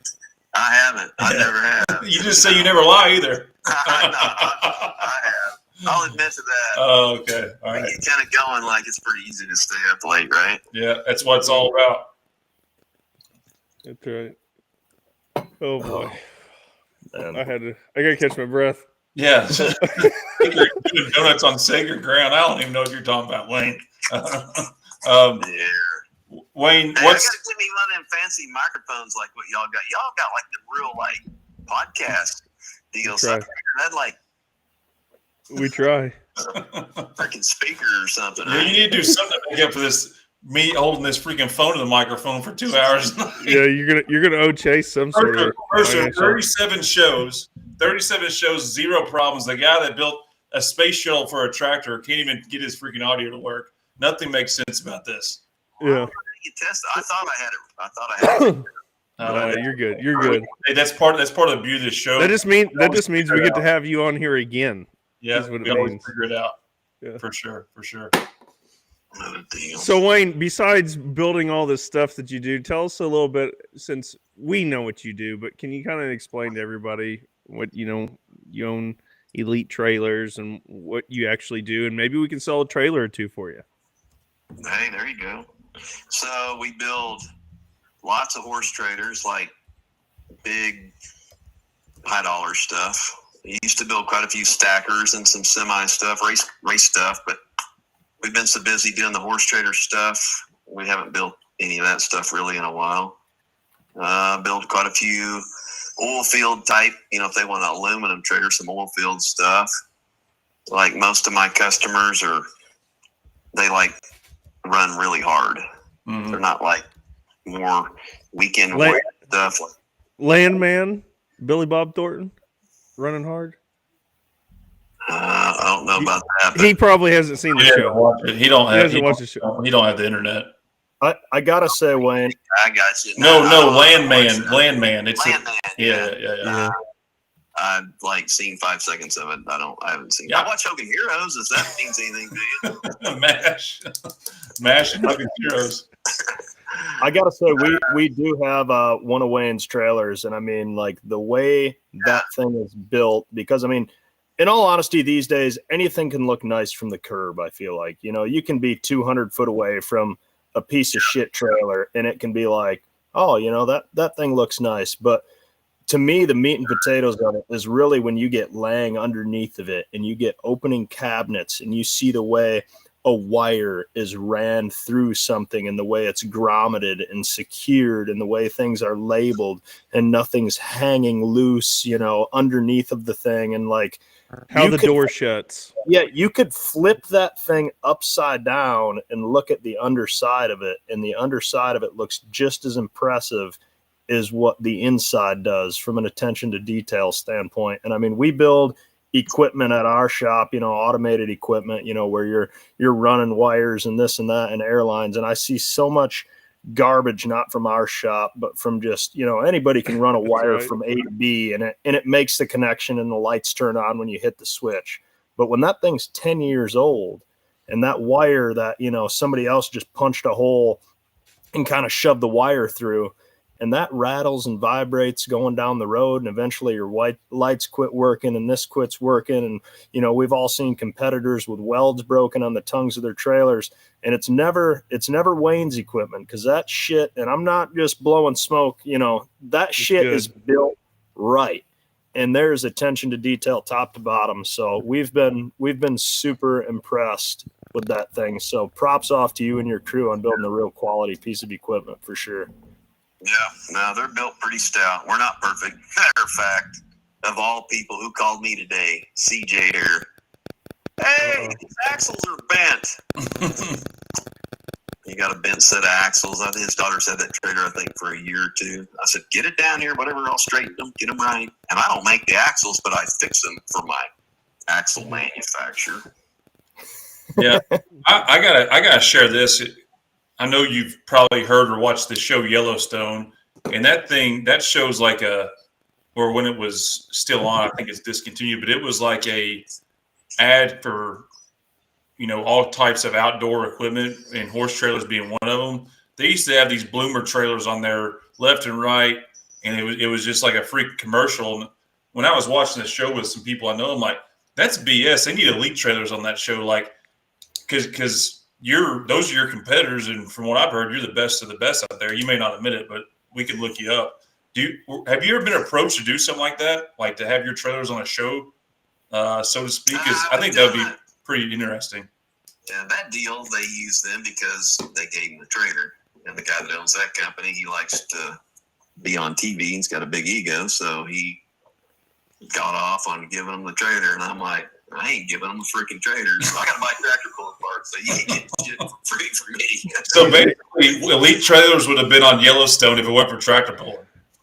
I'm not cutting 12 to 15 inches of this thing off for that show. I will for other things, but not that show. Well, that was every time I see one of those trailers, I always think of elite trailers. Like Perser needs to have his shit on there, but now I know it's an 8-engine unlimited tractor that's funny enough. Dana and my mom actually stayed on that ranch. They went on a vacation up through there and went through that. They stayed at that ranch. It was pretty neat. I think they brought back some souvenirs. It was pretty cool. Yeah. Oh, they were all wound up about that going there. Oh yeah. They got to sleep in, I don't know, killer's bed or something. I don't know. Taking you out back or whatever you said that means you're going to die. Train station. It's I'm taking rip. Rip. So I don't know. Hey, I don't know. I know many of you put your glasses on, but your wife is watching. She did throw a comment in there. I want to make sure we reference it. From Dana Perser, the wife of Wayne, it says, I offered to help him with his audio. He said he had it handled. Now I see he didn't. Just wanted to pass that along for when you get home, right, Wayne? Yeah, I should have figured that was coming. Yeah. I thought I did. Like, the only thing I didn't check was the audio, but I got these cool little speakers that I stole from the house the other day, and I thought I can hear good. For being as smart as a guy you are, there's called an input and output. Output is the speakers. There's something for input that we need to work on for the next podcast. Yeah, I got you. I'm a little slow on the input. That's all right. Honestly, at this point, though, this is working pretty good. It's working good. It's working good. That's the beauty of our podcast. Do you know why we call it the No Practice Podcast, Wade? Because we just take it like it is. Well, truck and tractor pulling is the only known sport that we know where there is no practice. And so naturally, that name comes for us covering tractor pulling, but we also that we don't practice this podcast. We kind of just roll with it. So when we got troubleshoot situations like this, it just makes for a better story, so to speak. But I will say 37, yes, we've never had this happen, but leave it to you, Wayne. Yeah, it's going just fine. So Wayne, we talked about how kick-ass your trailers are. How did you even begin to be making trailers? How did that whole thing start? So, like, growing up, my dad, he, worked at trader places, and I was always working on traders when I was, right 12, 13, 14. And then my dad used to set the dealers up for Featherlight a long time ago. He had a Featherlight dealership in California, in Paso Robles. And I was out there, and I moved back to Oklahoma, and I went to work for another trader company, and I worked there a few years, and finally I'm just like, I'm going to do this deal. So just jumped off and did it. Didn't have no money, borrowed some money, and Dana worked 3 jobs and had a partner, and we just got her done. He didn't have no way to go but up. He didn't have nothing to lose, really, so it's we just worked and made it work. Got lucky, but we built a good product. And I'm the most expensive deal out there, but you get what you pay for. I take care of people, and I got a lot of money in the trader. Yeah. It is really, really nice. Well, the old adage, you buy once, you cry once, and I mean, yeah, it may be expensive to buy it up front, but I mean, to have a product you love using and is built right is pretty cool. What was the point in your business? Oh, sorry, go ahead. I was going to say, I've been into your shop, and so I like automated stuff like that. It's cool going into factories, like that. Your guys' stuff is really, really cool to me because I always wanted to do like make candy or pop or something like where you're just making 40,000 a minute. Never got into it, but I think that stuff that you guys do is like, it freaking turns me on. It's cool. Yeah, we got one piece of equipment on our floor that we're going to have done in August, which wasn't an ideal completion date, but I'm making sure we stay ahead of it, so that it's not in the way of pulling season. But that thing is going to run over 500 bottles a minute through that thing, just chugging along, filling bottles with juice and putting a little foil cap on them. And like to see a project like that come through is fun stuff. And likewise, touring your facility when we picked up our trailer, it's always cool to see how people go about manufacturing things with, a little mix of automation, a little mix of talent, and the whole design process. It's fun for sure. What was the turning point in your business? I'm sure when it starts out, you're like you say, you got nothing to lose. You're like, well, nowhere to go but up. What was the turning point where you were like, guys, I think we did it? We just, we did pretty good right off the get-go. I mean, we worked like the first couple of years, like never took a day off. I didn't take a paycheck for like the first 2 years. We just worked and made it happen and didn't like blow money and be stupid. And well, I did that a few years ago when I started bulling, but then I didn't. So that's when you were smart still. We just made it work, and work. We still work every day. My guys don't think. I ditched today. I actually called in sick today because I had to mow my neighbor's property, passed away, and I've been taking care of it. So I'm like, I can assure you, Donald is not dirtier than me. I'm like a dirt bomb. I'm pretty bad right now. Yeah. I thought you were going to say I called in sick because I had this podcast tonight. You were only hoping that, Chase. No, I was working. We just work every day. That's why, sometimes we'll miss a year if we're just busy or, that's what gets me like, if I got to work, I'm going to work. Mm-hmm. If I'm, pre-committed, like I'm going to be there. My word is my word. And I got plenty of parts to back it up if, something breaks, but usually it's work or, some family deal or something that'll throw a hiccup to you. But and for people that don't realize, when you run the circuit, it's not like Adam Kester's leaving from Southern Indiana. You got a pretty good haul to everywhere you go, right? Yeah, it's pretty much, probably 17 hours to Bowling Green. And people say, oh, it ain't that far. It's like, dude, you're in a freaking truck. Yeah. Right. No, it's a pretty good haul. It's not as bad as, my buddies from, Blake Glacier, Texas. They're 8 hours past me.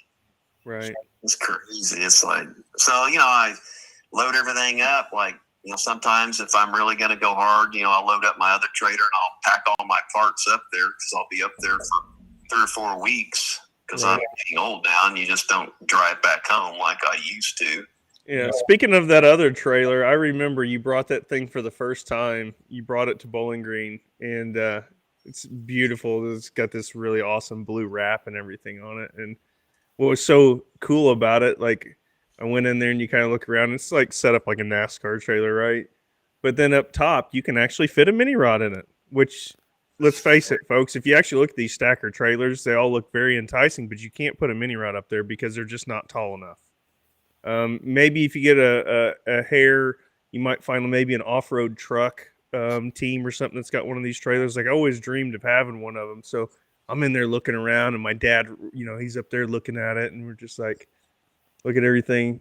And I ain't going to disclose any numbers or anything like that, but my dad's like, oh, Wayne, how much for a trailer like this? And he told him what it was, and he says, Adam, get out of the trailer. You can't afford to stand in it. So, but awesome. I mean, I'm talking like marble cabinet or marble in the bathroom, and I mean, every door you close is better than any house that you live in's door you shut. It's just like, holy shit, right? This is That's one thing the about cream of the cream. Like, you go to shut the door, like you can do it on Tyler's, I can promise you. Now, maybe not, because maybe they ain't oiled it or something, but you can usually, you just shut it, it'll like click, and there, I promise you, there's not a Trader built that does it. Yeah, no. Yeah, Who was it? I think Adam Bauer said that he went to pick up theirs, and that little black 28-footer that Chase has. He said that, dang, I swear, Wayne was out there dicking with that trailer door for 25 minutes trying to get it shut perfect. Man, now that black one's a nice one, It's too. still tipped. It's a nice trailer. Yeah, it's top of the lawn. Nicest thing we've ever owned. Right. You guys got like top fuel stuff now. You know, I used to call Dave, like I've known Dave and Chase for a long time. And back in the day, like, you know, he'd come rolling in with the Kodiak. We used to go to some Dick Hansen stuff a long time ago. Like, they were great. They were in Arkansas, Texarkana. Yeah, late 90s. Oklahoma City, they'd come all over, but it was like, what motor is gonna blow up here?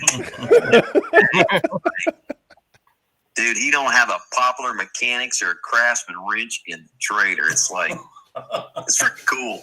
I think it's so freaking awesome. It's the nicest stuff you can get. It's like, it's freaking cool. I'm jealous. I like one of the future podcasts. I'll put you and my dad on here about in your 3 a.m. conversations, because if you want pulling to get big, you always need a video camera. Some of the shit y'all feed each other. So I think maybe that's a futuristic goal of the podcast, is get you and Dave in a corner and video it at 3 a.m. Yeah, no, don't do that. Yeah. Your dad's a good guy. He's worked for it. He's done good. Yeah, he's not too bad. Wayne, what's the speaking of, there's a little photo you can see of some of your running buddies. I think that may have been the last time you ran a couple of years ago. You didn't run. Yeah, I think. Yeah, you're right. That's the interleague. What, 23? Yeah. When you and Billy Beers, neither one have been back since. And Billy, which I was aiming on telling you guys, Billy may even make a return to podcasts. Wayne, Billy was probably one of our biggest shows ever. Don't show it to anyone under 18 years old, but it was amazing. But Billy had a little hiatus as well, and I think he's planning on coming back this summer and running the whole deal. So we need to get Billy back on. But I've sent him some parts. You'll see him again. Heck yeah. That's good. I was wondering if he was going to come back out. Yep. So but Wayne, the shit, I was going to ask you a question. You know, we do have an audience that listens to this, Elite Trailers. If someone wants to get an Elite horse trailer, pig trailer, someone just mentioned in our comments, anything, what's the process of how someone can go about looking at buying one of these? You have a website? I know you don't run it, but is there a website that people can go look you up or get at the process of an order started? This computer deal is going to haunt me for the next freaking 10 years. Yeah, go to the website or something, it'll pull up like the dealers that might be closest to you. But you know, everything's online today. I got a dealer in Texas, and he sells more into California than like my California guys. So people don't buy their trailers from Elite; they buy via a dealer, right? Yeah, I got dealers. Yeah, gotcha. You know, I seen something on the people sending stuff in there. I forgot. You know, we built the NTPA scoreboard. Yeah, you did. Right. 10 years ago. I don't even remember when it was. Probably 10 years ago, probably. Yeah. That's I forgot about that. That is an Elite trailer, and you don't the racing trailer stuff. You're not doing as much as that anymore. Is that correct? Or just? We're just busy. Yeah, busy building horse trailer stuff. I was going to try to start setting another one up, another spare trailer for me, just to haul parts around or put both tractors in or something. Mm-hmm. We've just been busy, and I haven't been able to get it set up yet. But hopefully we get that done sometime this summer. Maybe. Were you ever doing any outsource work there at any time? Were you doing anything for like a Mac trailer or anything like that for a short period of time? Yeah, we built the Mac stuff for 10 years. We just shut down like November because it got October and November because it started getting slow. Mm-hmm. Hopefully it picks back up and we'll go to building some more. I kind of built them for like the Mississippi River going west. It saved everybody on a lot of freight. Mm-hmm. We built a bunch of them, and they're all over down here. The Macs, and like the Macs are like really, really nice. Mike does a good job, and they're taking care of people. Like it's like one in 5 trailers you pass on the road is probably a Mack trailer.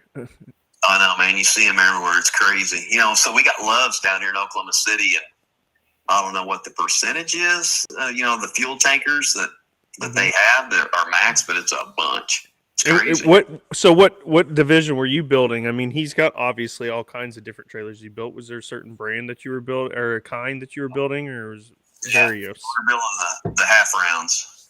Okay. Yeah, we built a bunch of them. They're fun to build.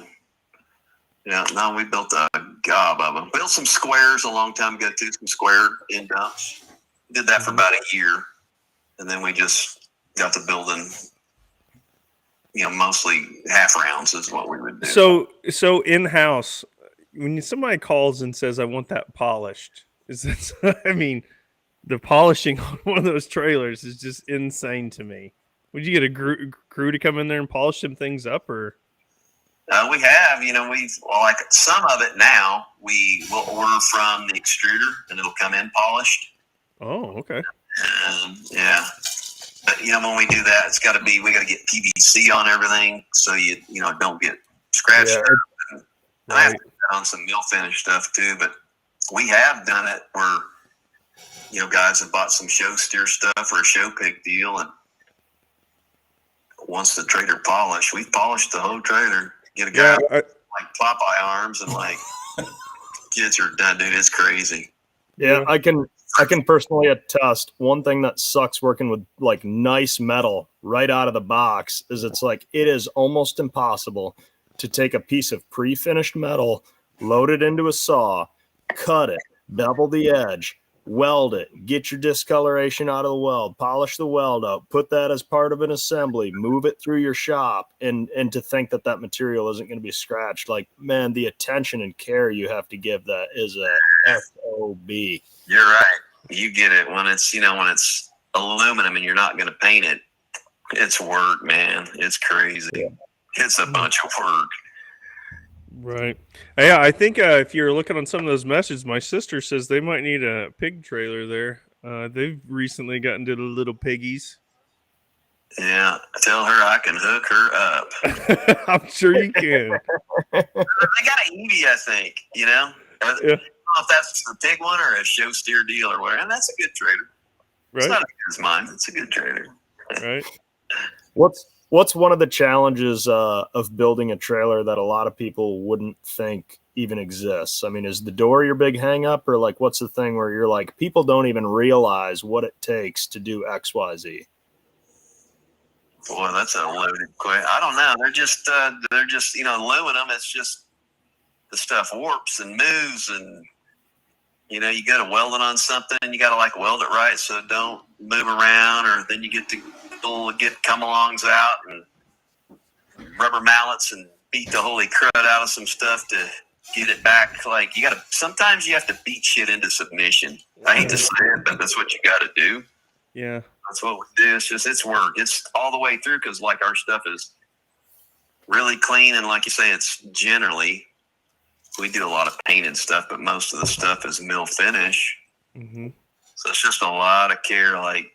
You just touch it and it'll leave that fingerprint there forever. Unless you have enough strong acid, to eat it off after a while. But they're just work. You got a lot of care. You got to care.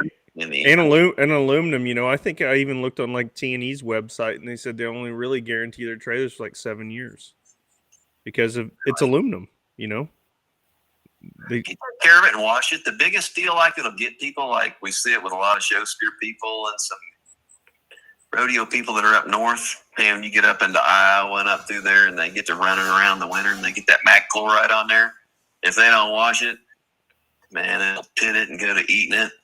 You got to wash that stuff off. That stuff is bad stuff. Yeah, there's a reason when we pulled at Cloverdale, for example, we showed up with a pretty ratty snowmobile trailer with 2 fairly nice mini rods in it and rolled those out. And people are like, what are you doing pulling that thing down here? And my dad's like, there ain't a chance in hell I'm pulling my nice trailer through salt-covered roads covered in snow and slush. Not a chance. He's like, I'll stay home before we do that. He's smart. And people don't get it, so you got the dude at the county building. He's in there brewing this stuff up. That chloride, like, it don't freeze. They use it because it don't freeze till 33 below zero. Oh. We're going to make this shit here a little extra stronger. Blot it out in 2 years instead of 5. I'm like, these dudes are brewing this shit up and just eat stuff. It's Right. bad.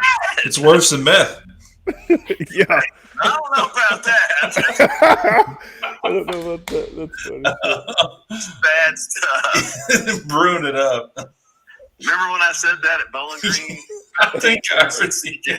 Yeah. And CJ's like a really good friend of mine. I'm like, he goes 90.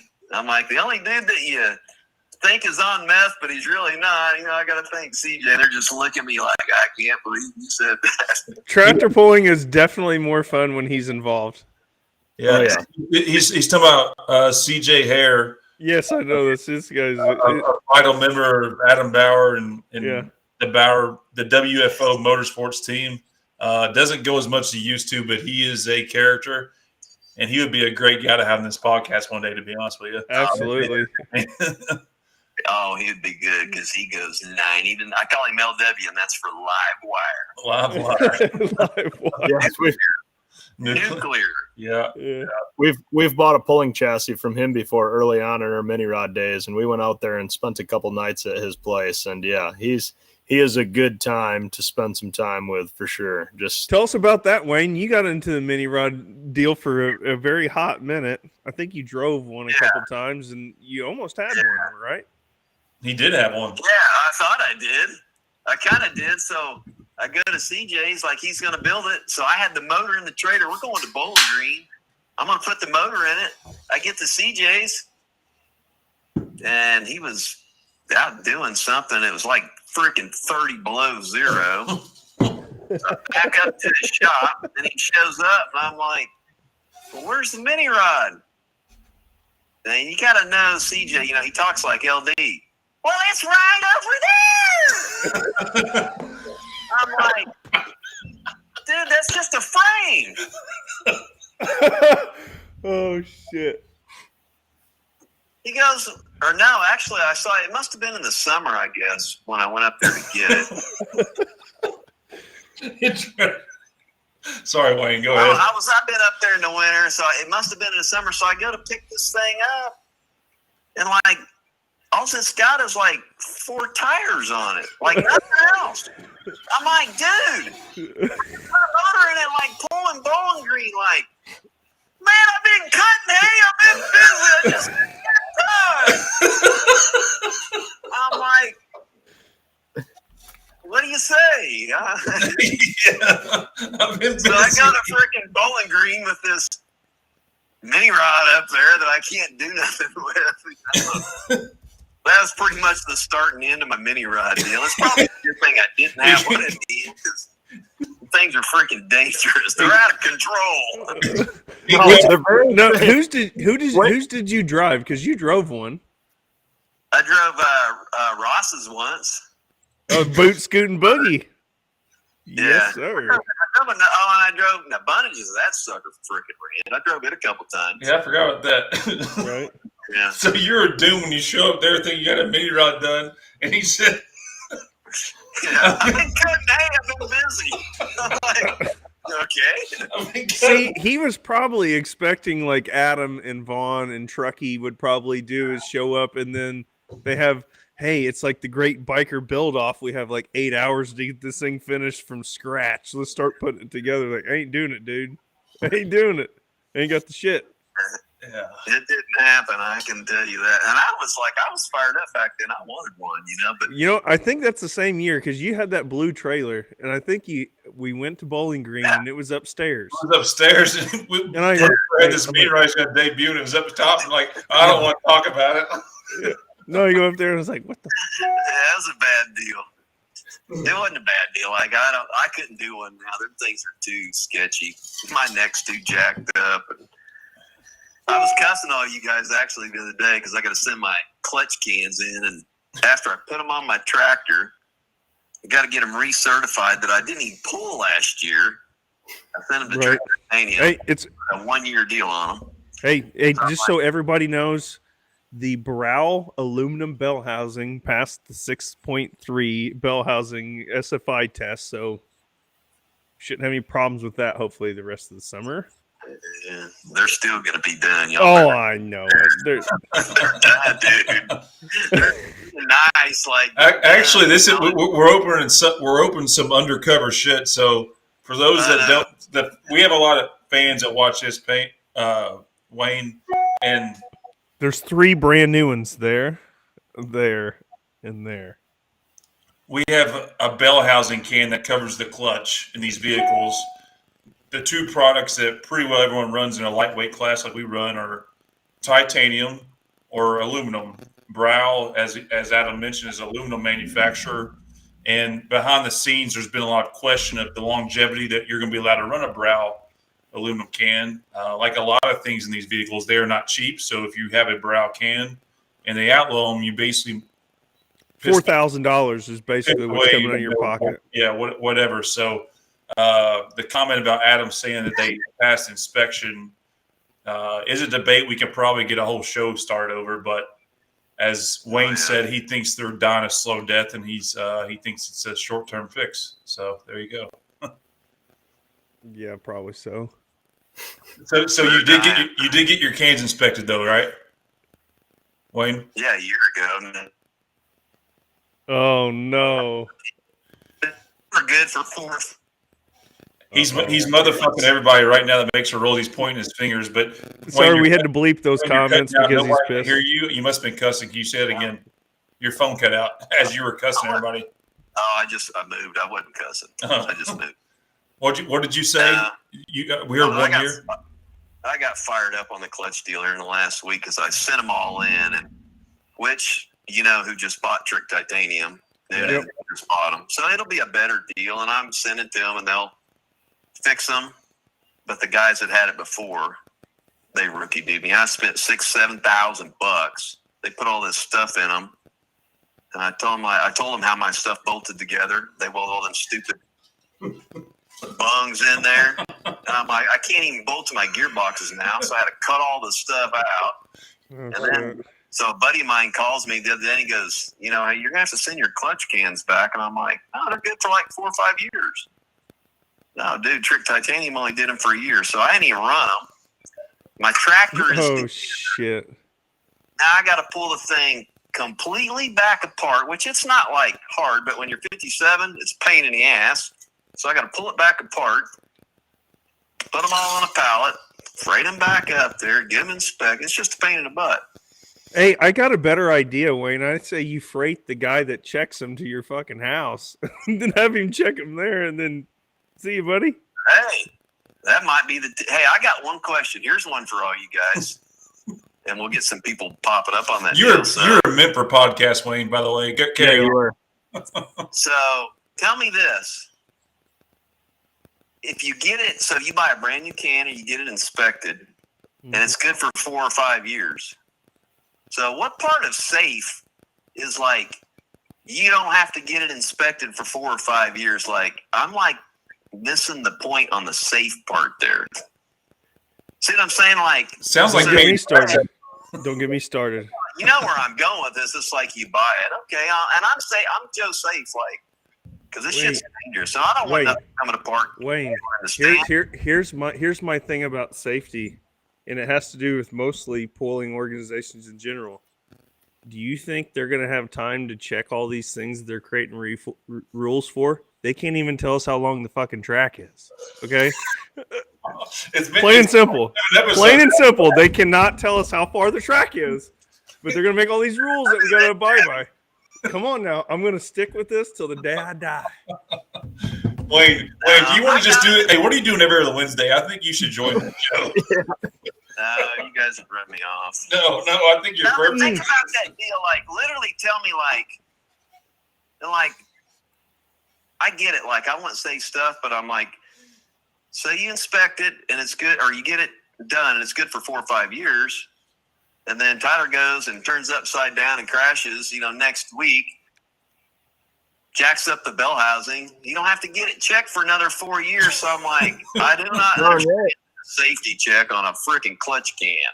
Yeah. I literally don't. Like, I'm not saying that it's wrong, but so it's not right. How about this one? Because I'm going to bring this up only because we have some people on here that are probably going to be wondering this before long. There's a new rule about some spark plug tubes need to be retained in the valve cover with a snap ring of some. Hey, Adam, I think that pertains to Wayne's tractor. Have you got those new spark plugs done? Spark plug wires? Oh, listen. No, Adam. Wayne has to do this. I know. Wayne, there's a new rule. There's a new rule now. Okay, so you're gonna have our particular engines, the new style. We have a nice spark plug or a snap ring that goes on the bottom side of the spark plug tube inside the valve cover that you cannot see from the outside, where the spark plug tube cannot come out.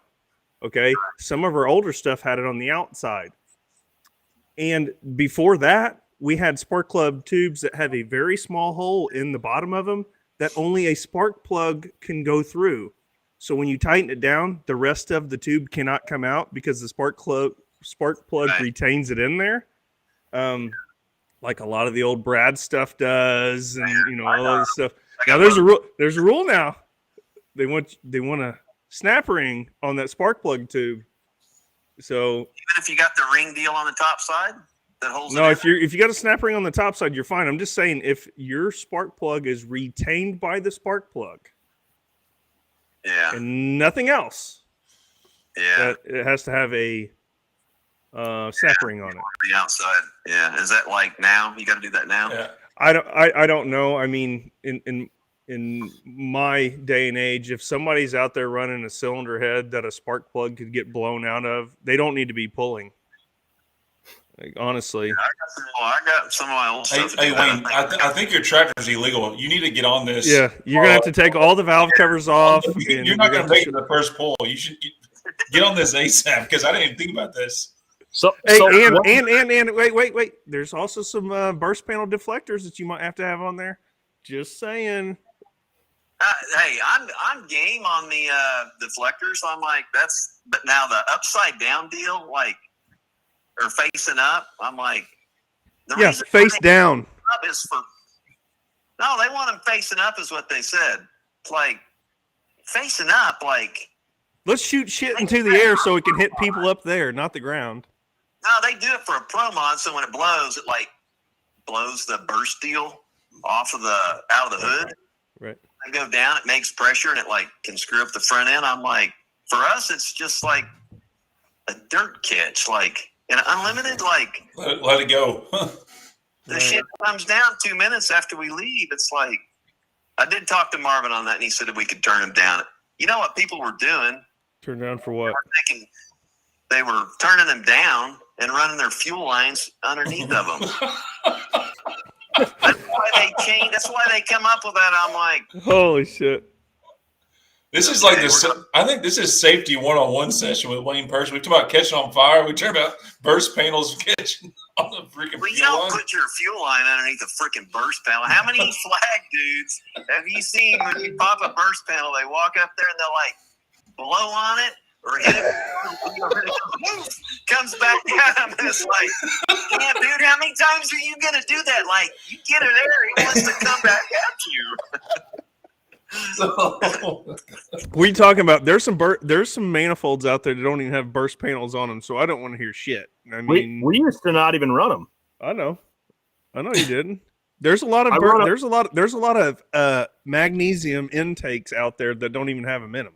Yeah, we run them now, Wayne. But what you do is if you take two burst panels and you put a layer of silicone in between them, and then you put another layer of silicone on the first one that goes in there, you'll basically never blow them. It's great.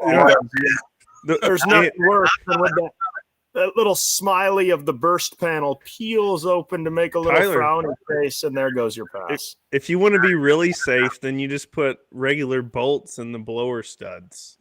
And then, I've never been that bold. Yeah, now that's freaking nuts right there. Something's gonna I'm give. not a mini rod guy, so like I don't really have burst panel problems. Like No, you just have an engine with a belt sitting equally as close to you backwards on the tractor. no, that's true. But Ours is fishing forward. I don't run 13 to 1, 13 and a half to 1. What everybody does is just It's 15 to 1. What gear do you run in your unlimited, Wayne? I'll tell you next week when we talk. We always ask I used to tell everybody like for a long time because they're like, he's lying. I'm like, you tell them, they don't believe you anyhow, so you can tell them the gear. They don't believe you. Sounds like you and my dad talking. You both call each other liars. If I talk to him or I tell him like for real, like I'll tell him straight up. Oh yeah. But they know I ran a low gear for a long time, but it's finally caught up. Like just the sleds have changed, and I couldn't get the speed built up in the center of the track. It wouldn't finish the last couple of years. So You've already said in the show you've never lied. So I mean, we're holding you to that. We know you. If you say it, it's honest, Wayne. if I'm telling you straight up, it's straight up. It's If straight you've up. never lied, what is if Dana's not home and you're roaming around the house and you're looking for something to eat, what are you eating? Doritos or ramen noodles. Freaking healthy eaters. Ramen noodles, Dr. Peppers? Best. Man, ramen noodles are 30 cents. Hell yes. I love it. Although, 5 seconds and I'm eating. well, Sure. Wayne, with the new tariffs, ramen noodles might be up to 65 cents. That might get me there. Yeah. Well, to the tune of Adam's last question, Wayne, I feel like it's time for our rapid fire segment where we just peel through a whole bunch of random questions. No need to elaborate on them, and it's about a dozen of them. But we'll just blitz right through these. What was your first job? Oh, shoot. I'm a newspaper boy. Paperboy. What unlimited mod puller could you easiest beat in a game of checkers? Man, you get me in trouble if I answer that question. No. Come on, Wayne. That's all right. That's I know why you these came things. to the podcast, Wayne. I know what he's going to say. Wait till your phone's going to ring tomorrow after all these safety comments you made today. I don't give a rat's ass about that. I'll be sure. Hell yeah. I don't know on the checkers deal. Like I don't know. Like I don't know. Like You know you want to say it. Just say it. checkers. Come on, Wayne. Like I don't Can't know. move to the next question until you say something. Yep. Go to the next question. Tom- Somebody put on their Tom LaRue said Billy Yeah. Beers. There you go. Yeah, that's what I just seen. Okay. Moving on then. If Yeah. you were to personally cook a dish to pass at a potluck meal, what would be your specialty to bring? Ramen noodles. I know. 65 I'll make a hot dog. I'll make you a freaking hot dog. Well, that probably ties in next with the next one, which is, what is a weird thing that you like to eat that most people wouldn't even like? Ramen noodles. Probably ramen noodles. Applesauce with cinnamon in it. All right, that's fair. What- yeah. That's where was that at? Applesauce. That was Caesar's deal. Bowling Green. Yeah. She made some apple, or she had some stuff, and then there was some applesauce, and you never had applesauce with cinnamon in it. Yeah, it was good. That's a staple. Everyone loves that. Would you rather shave your mustache or go barefoot for a year? Man, it's got to come off. I tried to get my wife to do it here a few years ago when we were in the Bahamas on the boat. Jamie was going to do it. Jamie, when you drove out here to do some shit at Engler's and you got your hair cut by Jamie, she was going to cut it off that day. You wouldn't do it. Yeah, I need to. It's got to go. I'm just going to have to get drunk and just go.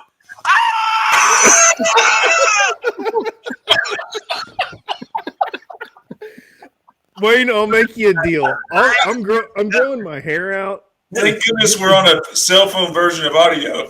It's getting pretty long. I think Wayne's mustache needs to be auctioned off at Make-A-Wish.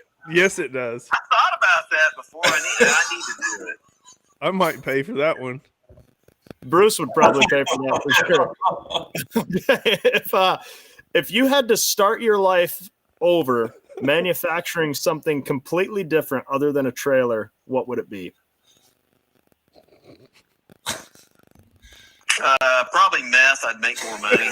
No, I'm just kidding. I like food or candy bars because I like machines that just make stuff. Okay, that's good. That's good. I think you need to name that in 5-engine or 8-engine tractor, Walter White. I got teeth. I'm not Breaking Bad. There it is. That's the new name. All right. Similar from 2 weeks ago, but I need to know, Wayne, what conspiracy theory does your wife believe the most? You try to get him in trouble. Did Blue Origin go into space? I don't know. Like, she's into all them oils and, like, put this oil on you and it'll make you better and make you feel better. And I don't believe that. Like, you can't really call that a conspiracy deal, but it's this snake oil shit that I don't believe, but she believes it. Is there All THC right, involved in it? That's a good answer, Wayne. Would you have trusted the first person that stole honey from bees and ate it? Would I have trusted the first person that stole honey? Like, would you have been the second person to try honey, or would you have been like, what the hell are you doing? I don't know on that one. I probably would have said, what the heck is this dude doing? I don't know. I think Tyler asked somebody about a cow and its milk. Yeah, like how weird is that? I have a whole list of foods that in my mind I'm like, I don't think I'd have been the second person to try that. So I slip one of those in every week. So what is the strangest thing you believed as a child that you found out wasn't true? That I'm a man? No, I don't know. Today it's like, that guy was a guy, right? You don't know today. We don't talk about politics on this show. I know. Let's not go there. I don't know on that one. Okay. Santa Claus, huh? Yeah, I don't know. We got kids on here. We don't know. Santa Claus is real. That one, Wayne. That's fine. What's the best gift you've ever opened Christmas morning? God dang, these are like hard, dumb questions. There's no wrong answer, Wayne. It better be something from your wife, is all I got to say. Yeah, I don't know on that one either.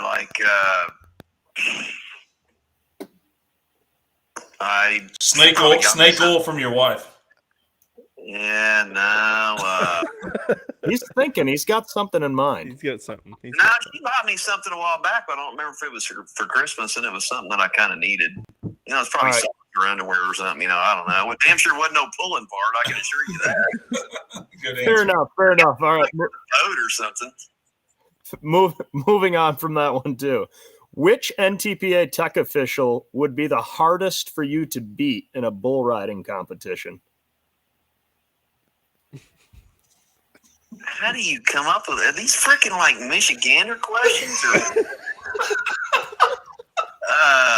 hard to beat. Like I honestly don't know because I don't know any of them small enough to get on a bull. So I don't know. Way to insult them all at once, Wayne. Come on now. First you're calling out the rules. Now you're calling them all fat asses. No, I'm not saying that. I just you tell me who's going to get on a freaking bull. I rode a bull 3 times in my life, and I did damn good till they opened the gate. Oh, hell yeah. You really rode a bull? Oh, yeah, when I was a kid. And I was a rock star till they opened the gate. And it was like, well, you're done. All right, so you got nothing for that one either, Wayne? I don't know on that one. I can't think of who would even ride a bull in the NTPA. So honestly, I don't know. All right, what about a puller then? Pick a puller. A puller? Oh, dude, man, a bull rider, that's going to be CJ. Yeah, CG. for sure. Yeah. And That wiry bastard, he ain't What? coming off. what would he sound like riding the bull? Oh man, that's a good one. I don't know. He'd get that. I can't do it because you guys are gonna like say that it's gonna be too loud. And it's gonna No. This is your show. He'd be whining like, well, you know what he would say. You know, No, we don't. We don't. Oh yeah, I ain't saying that because I don't need to be cussing, but he would be wound up like an 8-day clock. For sure. All right. Last question, Wayne. It's a real easy one. Could your wife Dana and Misty Lustig in a tag team style beat Bill Voorhees in a WWE style matchup? Oh yeah, they'd kick the plum shit out of it. Oh yeah. And I like Bill, and Dana likes Bill, but everybody knows Dana will say what's on her mind, and she ain't afraid to go against Bill. But I guess they have their difference, but it's all good. We love Bill too on this show, previous guest, and we're Bill Voorhees fans, so we're just having fun. That one year we were walking up to the stage, and me and Bill was walking together, and Dana was walking, and we get in front of everybody, and she grabs old Bill's hand, and I think it was when Trump was running 16 or whatever, 15. Wayne, we don't talk politics in this show. We go ahead. Okay, I shouldn't Only because Chase is a Democrat. in front of 25,000 people, she grabs Bill's arm. It was funny. She sticks it up in there and she goes, Trump! She kicked his hand down. Oh, it was funny. Oh, this has been my favorite podcast ever. Wayne, how's so you mentioned the tractor, and thanks for the rapid fire. That was amazing, and you handled it like a champ. You mentioned the tractor and getting it all going. When will we see you pull next? We have some fans asking whether if it's the 8-engine or the 4-engine. Well, it'll be the 5-engine deal in Toma, like Lord willing, hopefully for sure. When you say, I think that's the first one in Toma. Yeah, it is. So 5, are we looking at 1871s or the same combination you last run, basically? Yeah. Yep, same. I had 4 with 18s and one had an 8 on it.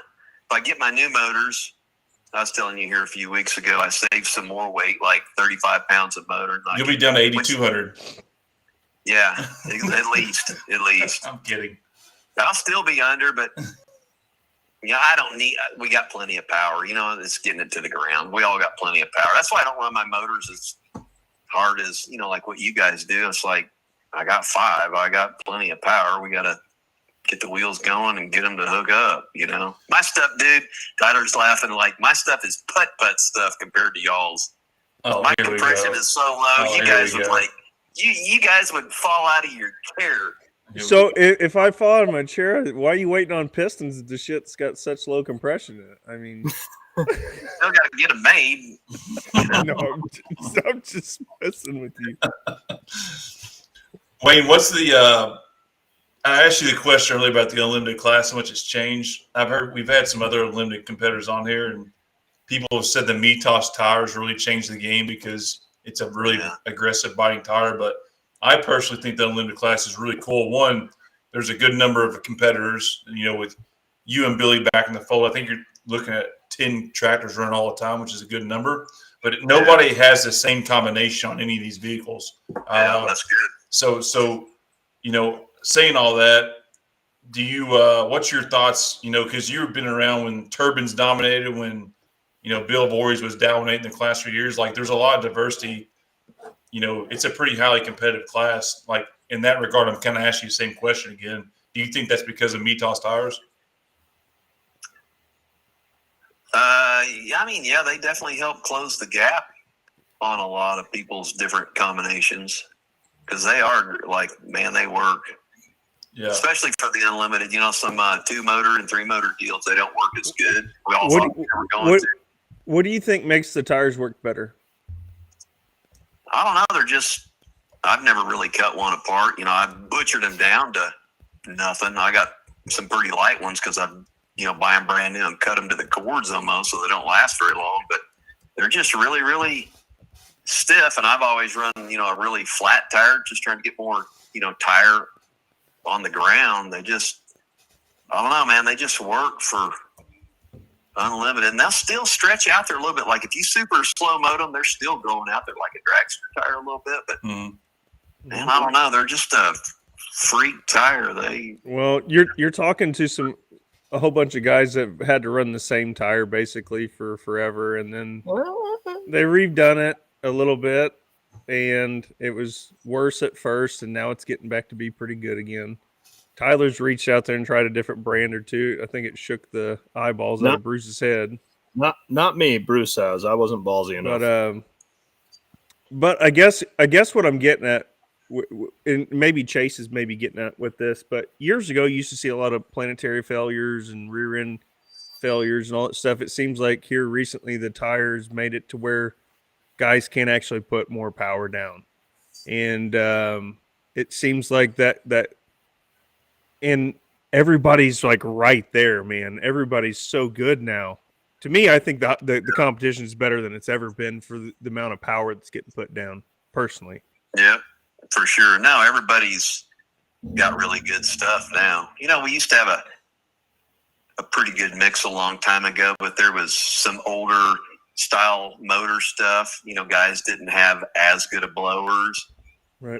Everybody's just really stepped up and got really good parts, you know, and then and most of the unlimited guys, like if you're pretty well running unlimited, you kind of need to be able to afford to run unlimited. Right. So today they're spending the money on the planetaries and the tires, and you know how many, and I get it, you know, for some of the other dudes are like, dude, we're not buying tires, or you know what I'm saying, when you tell somebody like, dude, you could win, you need to buy tires. They don't want to spend $20,000 on tires. It's like, well, then you're going to be a 5th place tractor. You know, just say for like a 2-engine deal or some state level type deals. I get it. It's a lot of money. Mm-hmm. But in the unlimited deal, for sure, the tire is so good and everybody's got better planetaries, better hubs, better drive line. Everybody's just got better parts. And you see it in the minis and everything. Every class has stepped up in the last 10 years for sure. Mm-hmm. Like, man, they went bonkers, like, which is a good thing. They're buying better parts. It's safer for everybody. You're not breaking down. It makes the show better. So that's a good thing. Right. So that being said, will we ever see tosses on an 8-engine tractor? By the way, if anybody's out there, I am always taking sponsorship. I'm just kidding. Elite Trailer's a sponsor. I heard they want to sponsor some mini rods.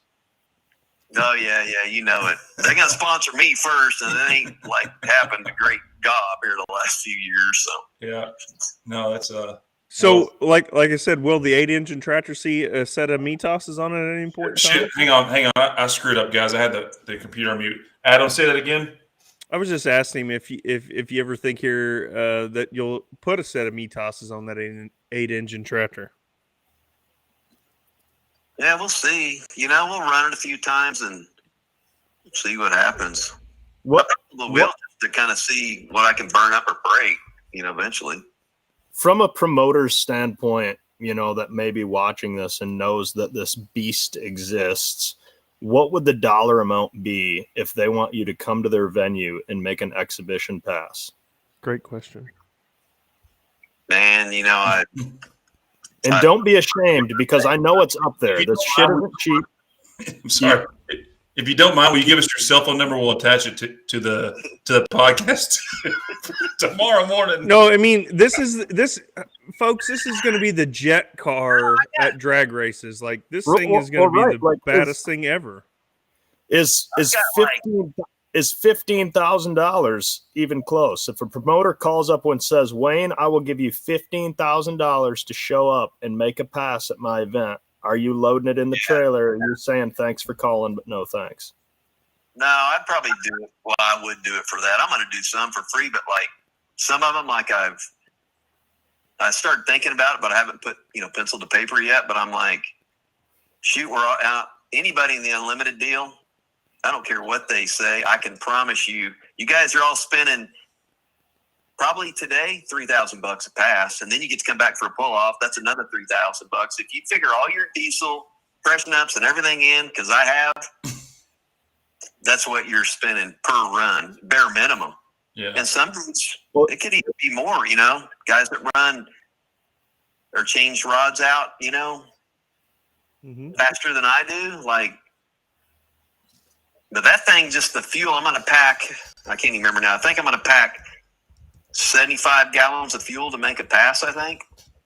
Decent. So Wayne's out there burning down a 55-gallon drum of methanol in one pass. So honestly, even when I throw out this number of $15,000, there's probably a lot of people that are like, oh, that's ridiculous. But by the time you load that thing in the trailer, you got to fire up your rig, which needs registration and insurance. And you got to head down the freeway and you got to put fuel in it. And if you got somebody coming with you, you got to buy food for them. You're buying food for yourself. You're showing up to the event. You're unloading all this shit, wear and tear on your engines. You're talking about bell housing recertifications. You've got 64 pistons on order. I mean, I legitimately don't think a number north of 10 and around 15 is an unfair offer. And honestly, from a promoter's perspective, I mean, to be able to put that son of a bitch on your flyer and say world's most powerful pulling tractor. I mean, no, it's the most powerful. That price? Yeah. I think that's fair, Wayne. And I think you ought to throw it out there. And I think if you get one built and you get running it and you get it laying down laps, you might have some people reaching out to you saying, Wayne, I need you at my event. And Wayne, what's your cell number again? BR549. BR549. 911. I got some dudes hitting me up. I talked to the dude what's his name? Eric, that does the maid pool. Cross. Yeah. And you've been to Europe before with your tractor, correct? Yeah, that was fun. That was really, really, really, really fun. It was. Tell us your favorite part. Favorite part of the whole trip. Man, just everything. It was just fun. All the people were super nice. We had a blast. Yeah, you brought Uncle Sam over there. Put them balls in a wheelbarrow. Showed him what's up. Yeah. They were going to put it on the boat, and it missed the boat. Well, it didn't miss the boat. They didn't load it on the boat. Oh, okay. So then they drove it up to JFK, and we put it on a 747 and flew it over there. That's badass. Cool. It looked like a tinker toy, going onto that plane. It was cool. Then it came back by boat. It's I tell people, man, you send them over there I put pledge all over mine because just the salt there. Once you open the door on the container, anything steel or magnesium just turns white and rusts. You got to change all your bolts out. Yeah, it's not bad, but you have to change it. For sure. Haven't seen all that stuff. Adam, I'm beating you to it because we're going on 2.5 hours. If this is Adam's question, and Adam, you can ask if you want, but if you had to change one thing in pulling in the way it is now to make it better, what would that be? If you're a decision maker, you want to make this sport the best sport in the world, what would you change if you had one decision to make? I don't know. Everybody's always going to say money, which you guys are doing a good job. You'll gather up more sponsor stuff. We need more stuff like what you're doing to try to bring more people to the table. Yeah, because it's always going to be hard to get sponsor stuff in pulling or harder. You know what I'm saying? It's pulling. It's cool. Yeah, it's just hard. Yeah, we just got to put eyes on it. That's all. We need people seeing it. We need viewership. Nations, we definitely gained more eyes tonight, Wayne. Thank you for all that tonight. Yeah, no, you guys are doing good. We need this. You guys are really doing good. You guys are good. Well, we need guests like you on here every week, so we act like we know what we're doing. But okay, so Chase already stole one of my questions. I'm going to give you another one. All the years that you've been traveling, all the stuff up and down the road, do you have a particular travel story that jumps out at you where it's just the most memorable thing? Because I think for me, tractor pulling, yes, it's about the friends and all the family and all that stuff, but the traveling up and down the road, I have so many stories and shit that I've learned over the years from just going up and down the road, and you're on the road a lot more than we are. So do you have any particular stories out there from the past that, maybe you want to talk about?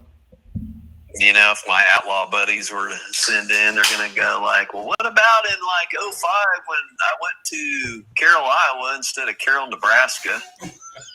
Oh, shit. You went to the wrong town?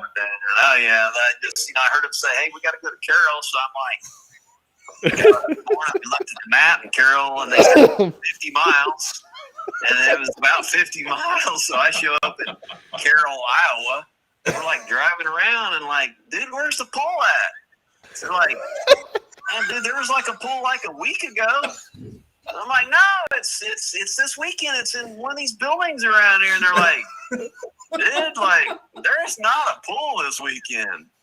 So I call Doug Roberts or somebody. I'm like, dude, like, where you guys at?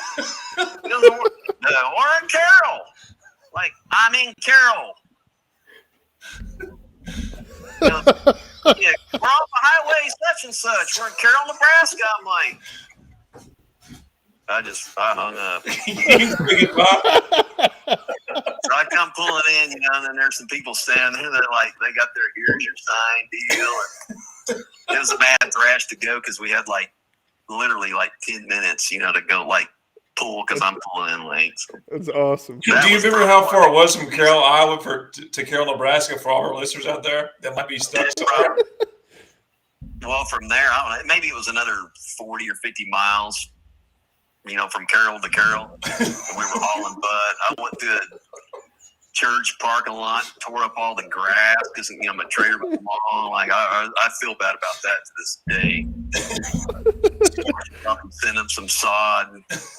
Forgive me, Father, for I've sinned. So in Carroll, Iowa, you stop at a gas station or wherever, like, hey, where's the tractor pull? So we don't have a tractor pull. I was stopping. Where are you at? I'm in Carroll. You guys aren't here. No, I was like at the fairgrounds, and they had some big thing going on. There was like a boatload of people, but there wasn't no pullers. Yeah. I love it. Wayne, I always like to ask people if it's a Saturday night at Bowling Green, you are last hook in the class, and obviously a win is always sweet, but it's always extra sweet when you get to take it from that special someone. Who's that special someone you want to bump down to that second place spot and take the win from?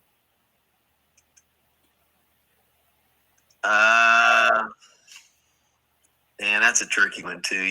Back when Boyd and them were running, I like freaking beating them. And I like Boyd, don't get me wrong, but I get along with all the unlimited guys. So it's like yeah, it's this isn't really like who do you hate and who do you like to beat. Yeah. Like it's really a matter of respect. Like when we have a mini rod guy on, he'll probably often say Ken Benny, just because it's like you're putting him up on a pedestal, and when you get to beat them, it's just I got him. It's always good to beat Bauer because he runs stout, and Joe's good. Like Joe's a really, really good driver. That dude can pedal at 275 feet. Nobody knows it. He'll let them tires catch up and keep on going.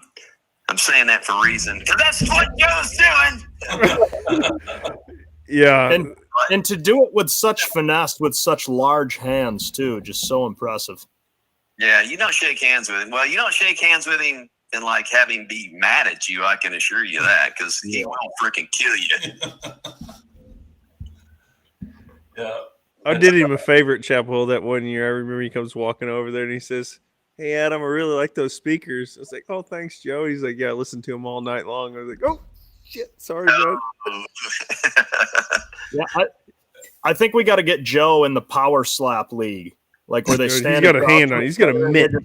They slap each other in the face, slap for slap. I don't know if another puller could hang with Joe in the power slap league. I mean, I feel like his hands got to weigh 45 pounds. Yeah, I wouldn't think so. Yeah, I wouldn't be signing up for that. Wayne, it was a rough start. The technical difficulties, we persevered. persevered. Is that how you say it? Persevered? Yeah. Better get that. Persevered. Yeah, we persevered. Yeah. Now you get it. Thanks for keeping the phone to your ear the whole time. I cheated and put my phone on a couple of White Claw cans, but the effort was still there. Final statements here. It's a long show. Anything you want to shout out and before we sign off? And thank you again for this has been one of my favorite podcasts ever, despite the My favorite difficulties. Yeah, you're the man, Wayne. Yeah. No, thank you guys. That was fun. I'm like not Joe Facebook dude or podcaster or whatever, but no, you guys are doing good. Like a lot of people like really watch you guys or whatever you watch the podcast, whatever they do. No, you guys It's are doing because good. of people like you. That's right. why. That's right. Dude, I'm just a goofball that likes tractor pulling. And the 8-engine tractor, can we see that at, I think, Farley, Iowa, because Toma's the end of the month. I think bring it to Farley, Iowa. We're running for $50,000. You should be running it there. They'll pay you 50 cents to bring it. Exactly. Hey, You know, it's more motors. it sucks because I was, after having this episode, it made me think that maybe like the Pullers Championship, we're still trying to figure out what this bet needs to be between the three of us. Whatever it's going to be when we get there. I would say Probably watching. Jason sent me a text. Sorry. it's okay. I'm just saying I've been growing my hair, so it's getting a little bit longer. It'll be like Tyler, but Tyler doesn't want to like dye his hair if he loses. And I came up with a good one, thinking of the the Wayne deal. Whoever you shave and leave the mustache, right? Because that's a new hot trend now that everybody's doing. I don't think Tyler's got enough hair on that upper lip to do that, but Wayne, I haven't shaved my facial hair in like 6 years. How do I grow a mustache? Can you teach me? I'll give you mine. Yeah, okay. Can you Whoever shave loses, it and then have Jamie Lynn glue it to there we go. Whoever loses the bet at Nashville has to super glue Wayne's mustache on their upper lip at Bowling Green after the Make-A-Wish auction. I think that's a good bet. Wayne, I actually love that. Wayne, we've done a couple bets on the show. The first when us three, just whoever loses the bet. One was this damn chip that if anybody ever gets you on one of these things, Wayne, say no. It was a really bad deal. They call it a hot chip. The other was a mouse trap in the finger. It was Tyler. Do you have any? He took a mouse trap to the finger. Do you have any recommendations? Because we're going to have fans voting on it on what we should basically make as our bet coming up on the next couple shows. Because Nashville, Illinois is May 17th. Do you have any recommendations? We're 30 days away, folks. Yeah, 30 days away. Like for you guys, like for you three or something? Yeah. No, it's just us three. Whichever loses between the three of us. Anything you can throw out there for fans? Man, you guys got to go for like the gusto, and it's got to be somebody's beard's got to go.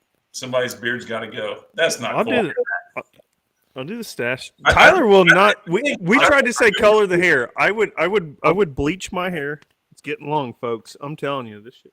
I would dye my hair before I would cut my beard, just because I'm not man enough to grow a beard in like 6 months, like most Americans are.